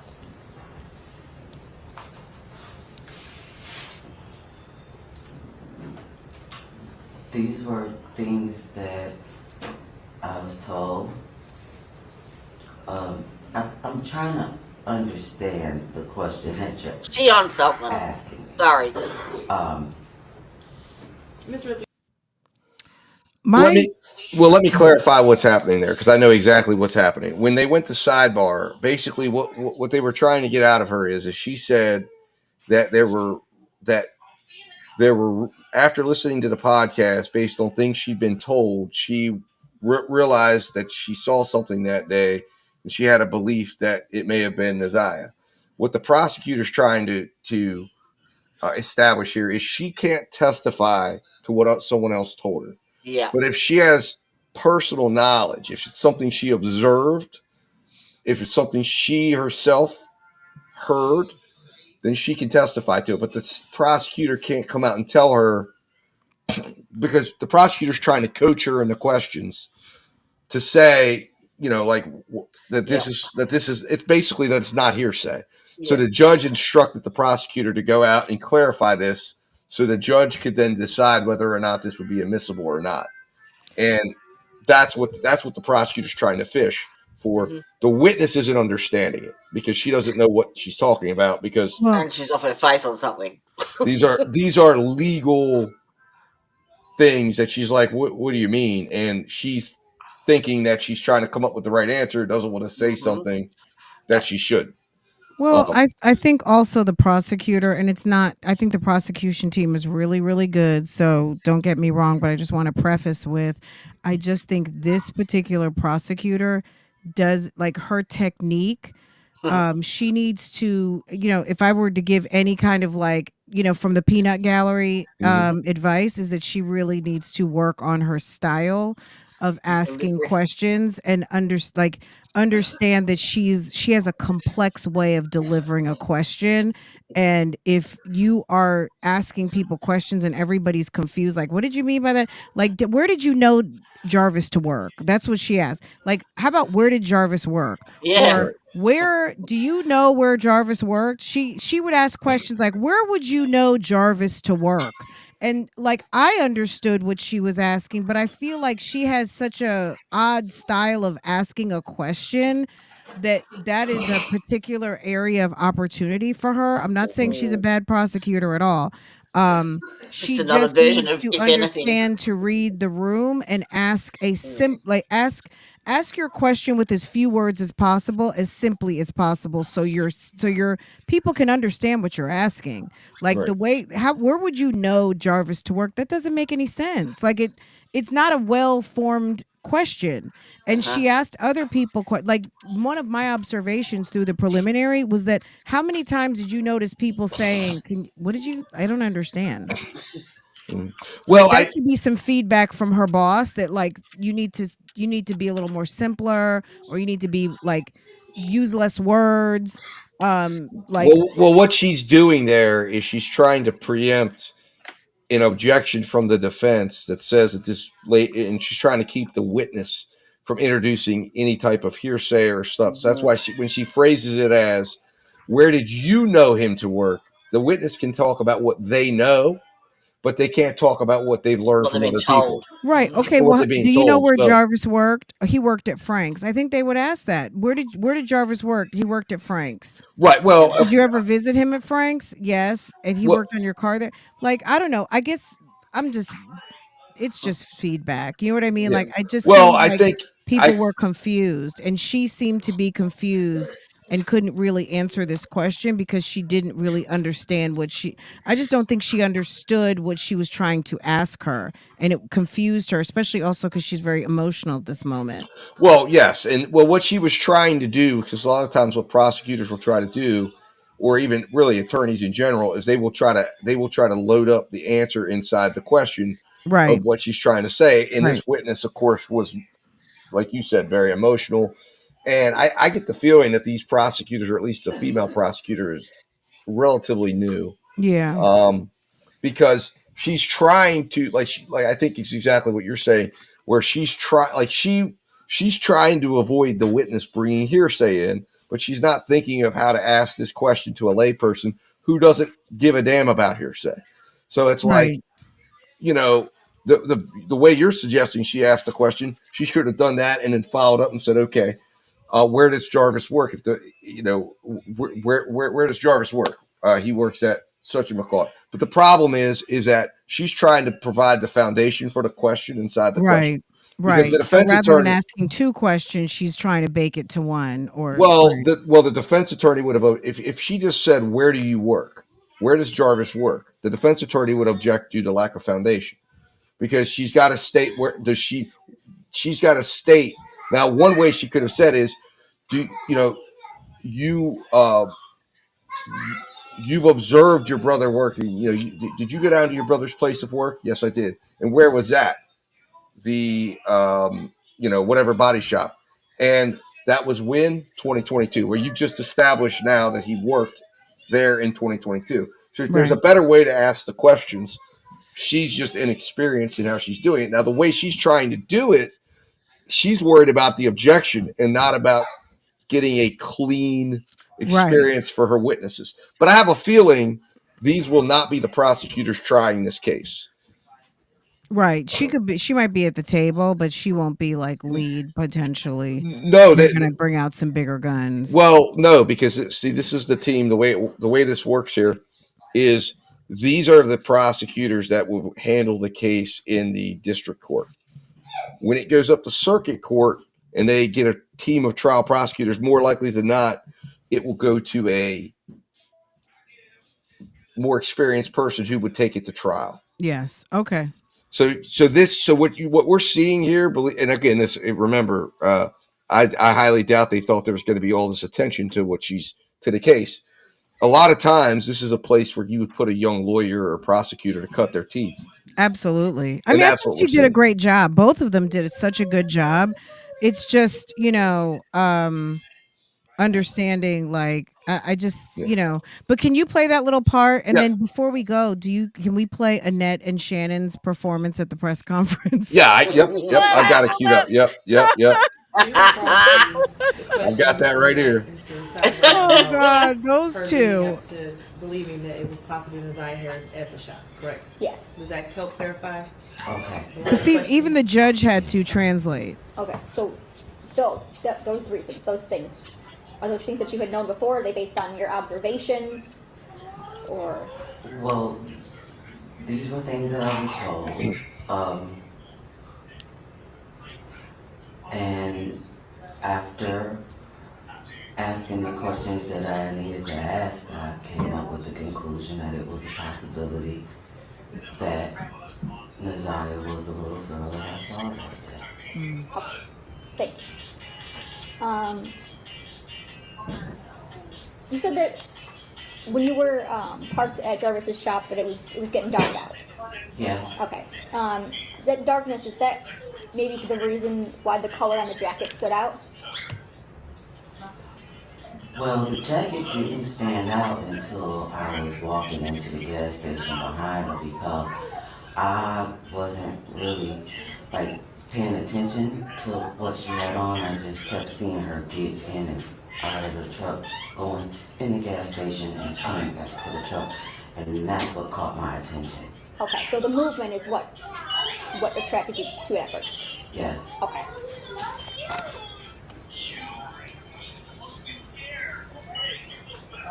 So this might be closer to the end when they excuse her. So if you back up a little bit when defense was crossing her.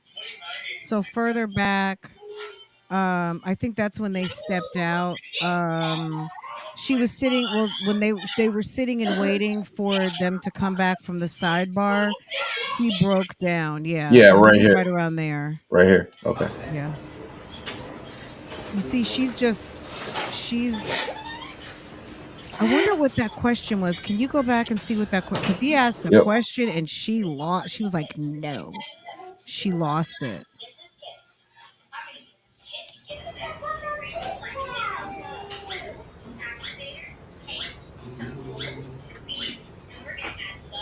Maybe they're still waiting at that. Oh, she's answering.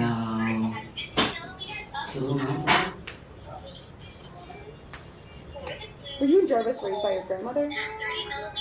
Yeah, what was that? Were you and Jarvis raised by your grandmother? Yeah. Okay. Yep. And then. And were there some events surrounding her death that related to your relationship with Jarvis that impacted some things? Did you hear that? Yes. She was pissed after this. Yeah. And then she breaks down crying. So were there some events revolving around her death that made you and Jarvis relationship breakdown?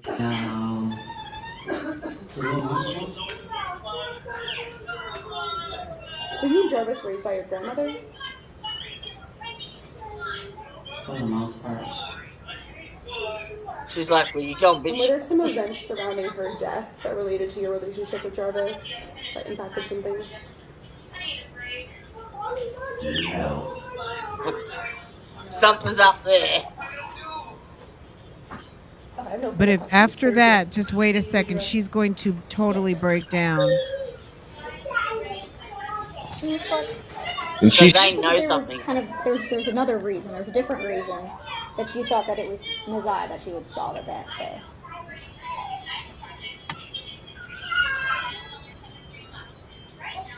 When you were starting to compile, So I this refreshed my memory. What they were trying to do there, because I remember when I was watching it, what they were trying to do there was the defense was trying to suggest,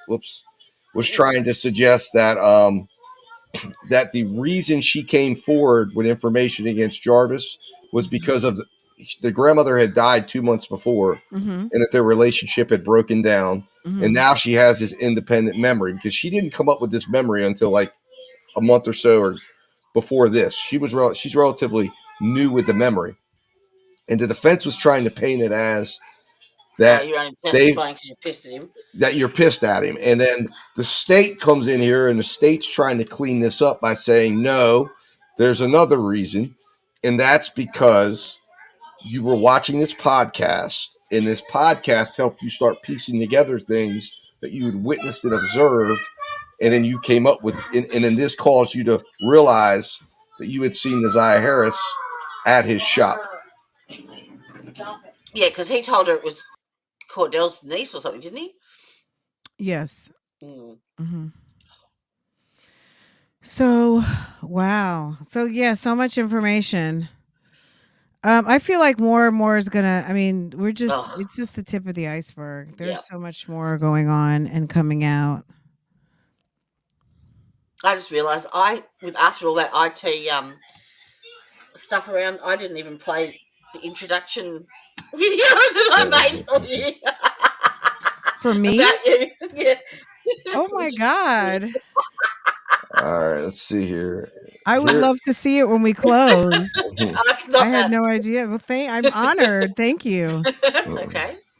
All right, here is the crocodile tears. Yep.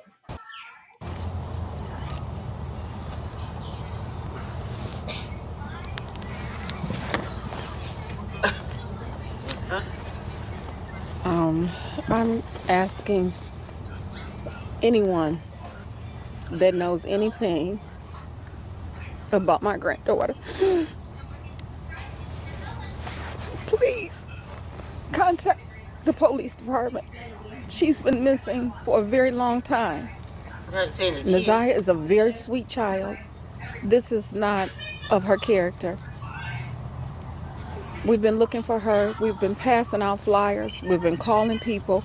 We've been knocking on doors. We have done some of everything.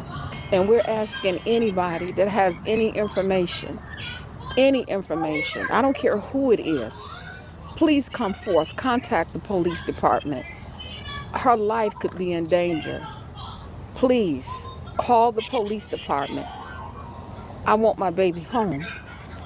And I'm asking in the name of Jesus, and I stand on my faith that he's going to bring her home. But if we all can come together and help find her, I'm telling you, we can make a difference. She's been missing. She's been gone too long. I can't sleep. I can't eat. Just bring her home, please. That's all I'm asking. Thank you. I'm just questioning that the city officials hadn't yet realized that Shannon's baby father was a complete child molester, and they allowed her to sit there at the police conference. Like, I'm just shocked that they hadn't even realized that piece, that component yet. Mm-hmm. Well, I know. Why was Shannon in the frame and her baby father is a complete pedo? PDF. And he was in jail by that time too. A mess. I know. It's ridiculous. And the thing that I think is comical is she's sitting there talking about how she can't sleep and eat. Yeah, she was sleeping just fine when she found out she was missing. Right. That's nuts. Not one tear, not one wet patch, nothing. All right, Jody. So I guess before we wrap this up, let's where is the intro tape? Is it in? Well, you can go ahead and you know where you it's guys at. are. Thank you for having me. I just want to say that first. Thank you. I just grabbed some bits and pieces from. Invite me back again. This was fun. Absolutely. I love talking out theories and all of that. This was fun. Absolutely. You guys are this amazing. Is all about. I appreciate y'all. Yeah. All right, Absolutely. where did I hide it? I was going to say. It's hidden in the back. When Jody sent me the email, I didn't know it was going to be this quick. I was like, "Yeah, sure. Thanks for inviting me." And she's like, "Oh, it's like in 2 days." I was like, "Oh my God!" It was one of those last minute things, and I'd been through your stuff, and I'm like, for some reason, I don't know why, I thought you were in Detroit as well. No, I'm in North Carolina. And I Oh, there it is there. um, it's not that exciting, but you can watch it. That's a great photo.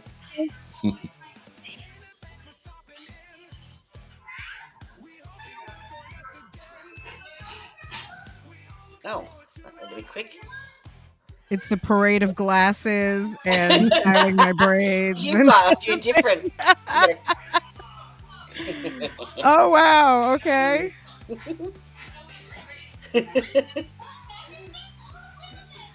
I'm smiling from ear to ear. I Thank you so much. love that. I love that. Because that is the crux of things right there. If you don't believe that you don't deserve and you're not worthy, you will allow these predators to take advantage. And that's what we need to teach our youth. Absolutely. Simple as that. I see you've got a couple people in North Carolina. Been absolutely great having you here. Oh, thank you so much. Is it Teresa? Yes. Teresa, thank you so much. And Elizabeth. They are you guys, lovely. this was fun. I love talking cases. So yeah, I appreciate the offer to be able to come and talk to you guys. And You're doing a couple of the same as yeah. you're doing the Soto. Yeah, I would love to come back and talk Stefan Starnes. I do have a lot of information. I don't know what you have on your channels. But I did get a couple of those big downloads from Kissimmee. So a lot of that audio, I need to go like today. One of my assignments is I need to find the audio of the music teacher. The music teacher who has since been arrested. The Italo Raphael Bonini, the music teacher at Madeline School who just got arrested on PDFing, being a PDFer with some kids in Maryland. So it's almost like on the level of To Catch a Predator. So he's got like some federal he had a federal investigation. And this was a kid at this was a teacher at Madeline School. Wow. And he was interviewed by the police. And I don't think there's anything related to him with her case, but just the proximity of all of this going on is pretty crazy. Yeah. So yeah, you don't realize how many are right under your nose. Right under your nose, right, blending in. Absolutely. You've got to always be on alert, and you just never know. And he got a continuance, so he's not going back to court for another month or so. I think he might have a month or two to go back. That case is in Florida, right? Because that'll go on for years. I mean, unfortunately.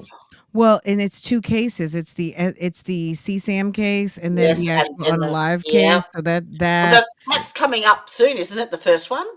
It was they did have a preliminary hearing, but they asked for a continuance for a month because they hadn't seen some evidence, the defense that they were planning to argue. So they gave a continuance for like another month from now. So in the way the way they do it down in Florida, especially if there's legal issues to met out, it could take a couple years. I mean, they keep setting it and then they keep moving it. Right. Okay. And that's just unfortunately that is just the problem down in Florida is they just take forever to. But because also too, Florida is one of the states that allows for witnesses to take depositions in criminal cases. Mm-hmm. A lot of states don't do that. Florida does.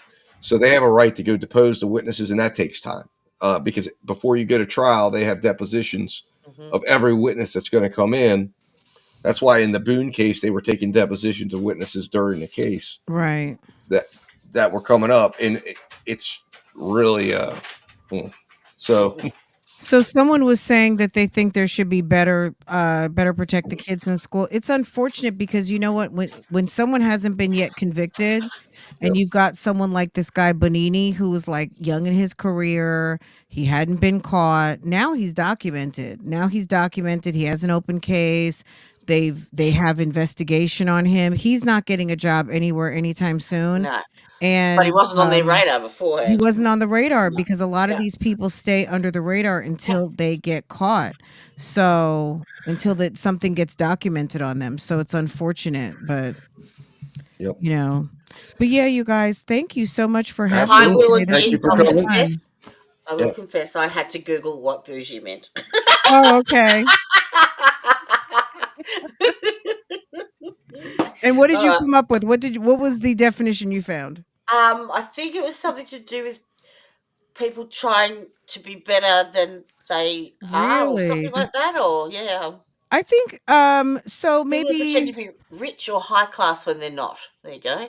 so well, I guess that would be kind of like well, I'm not a dictionary. I would say bougie or like French for bourgeoisie, I guess was more like someone who was a higher class or caste or something like that. Mhm. I think today there is people use the word not with the actual definition. Yeah. I think it's closely related, but I think that's what it was. But yeah, just a little Never heard of it. just a little refined approach to having these conversations. Really, it's anything else. It's just a YouTube name.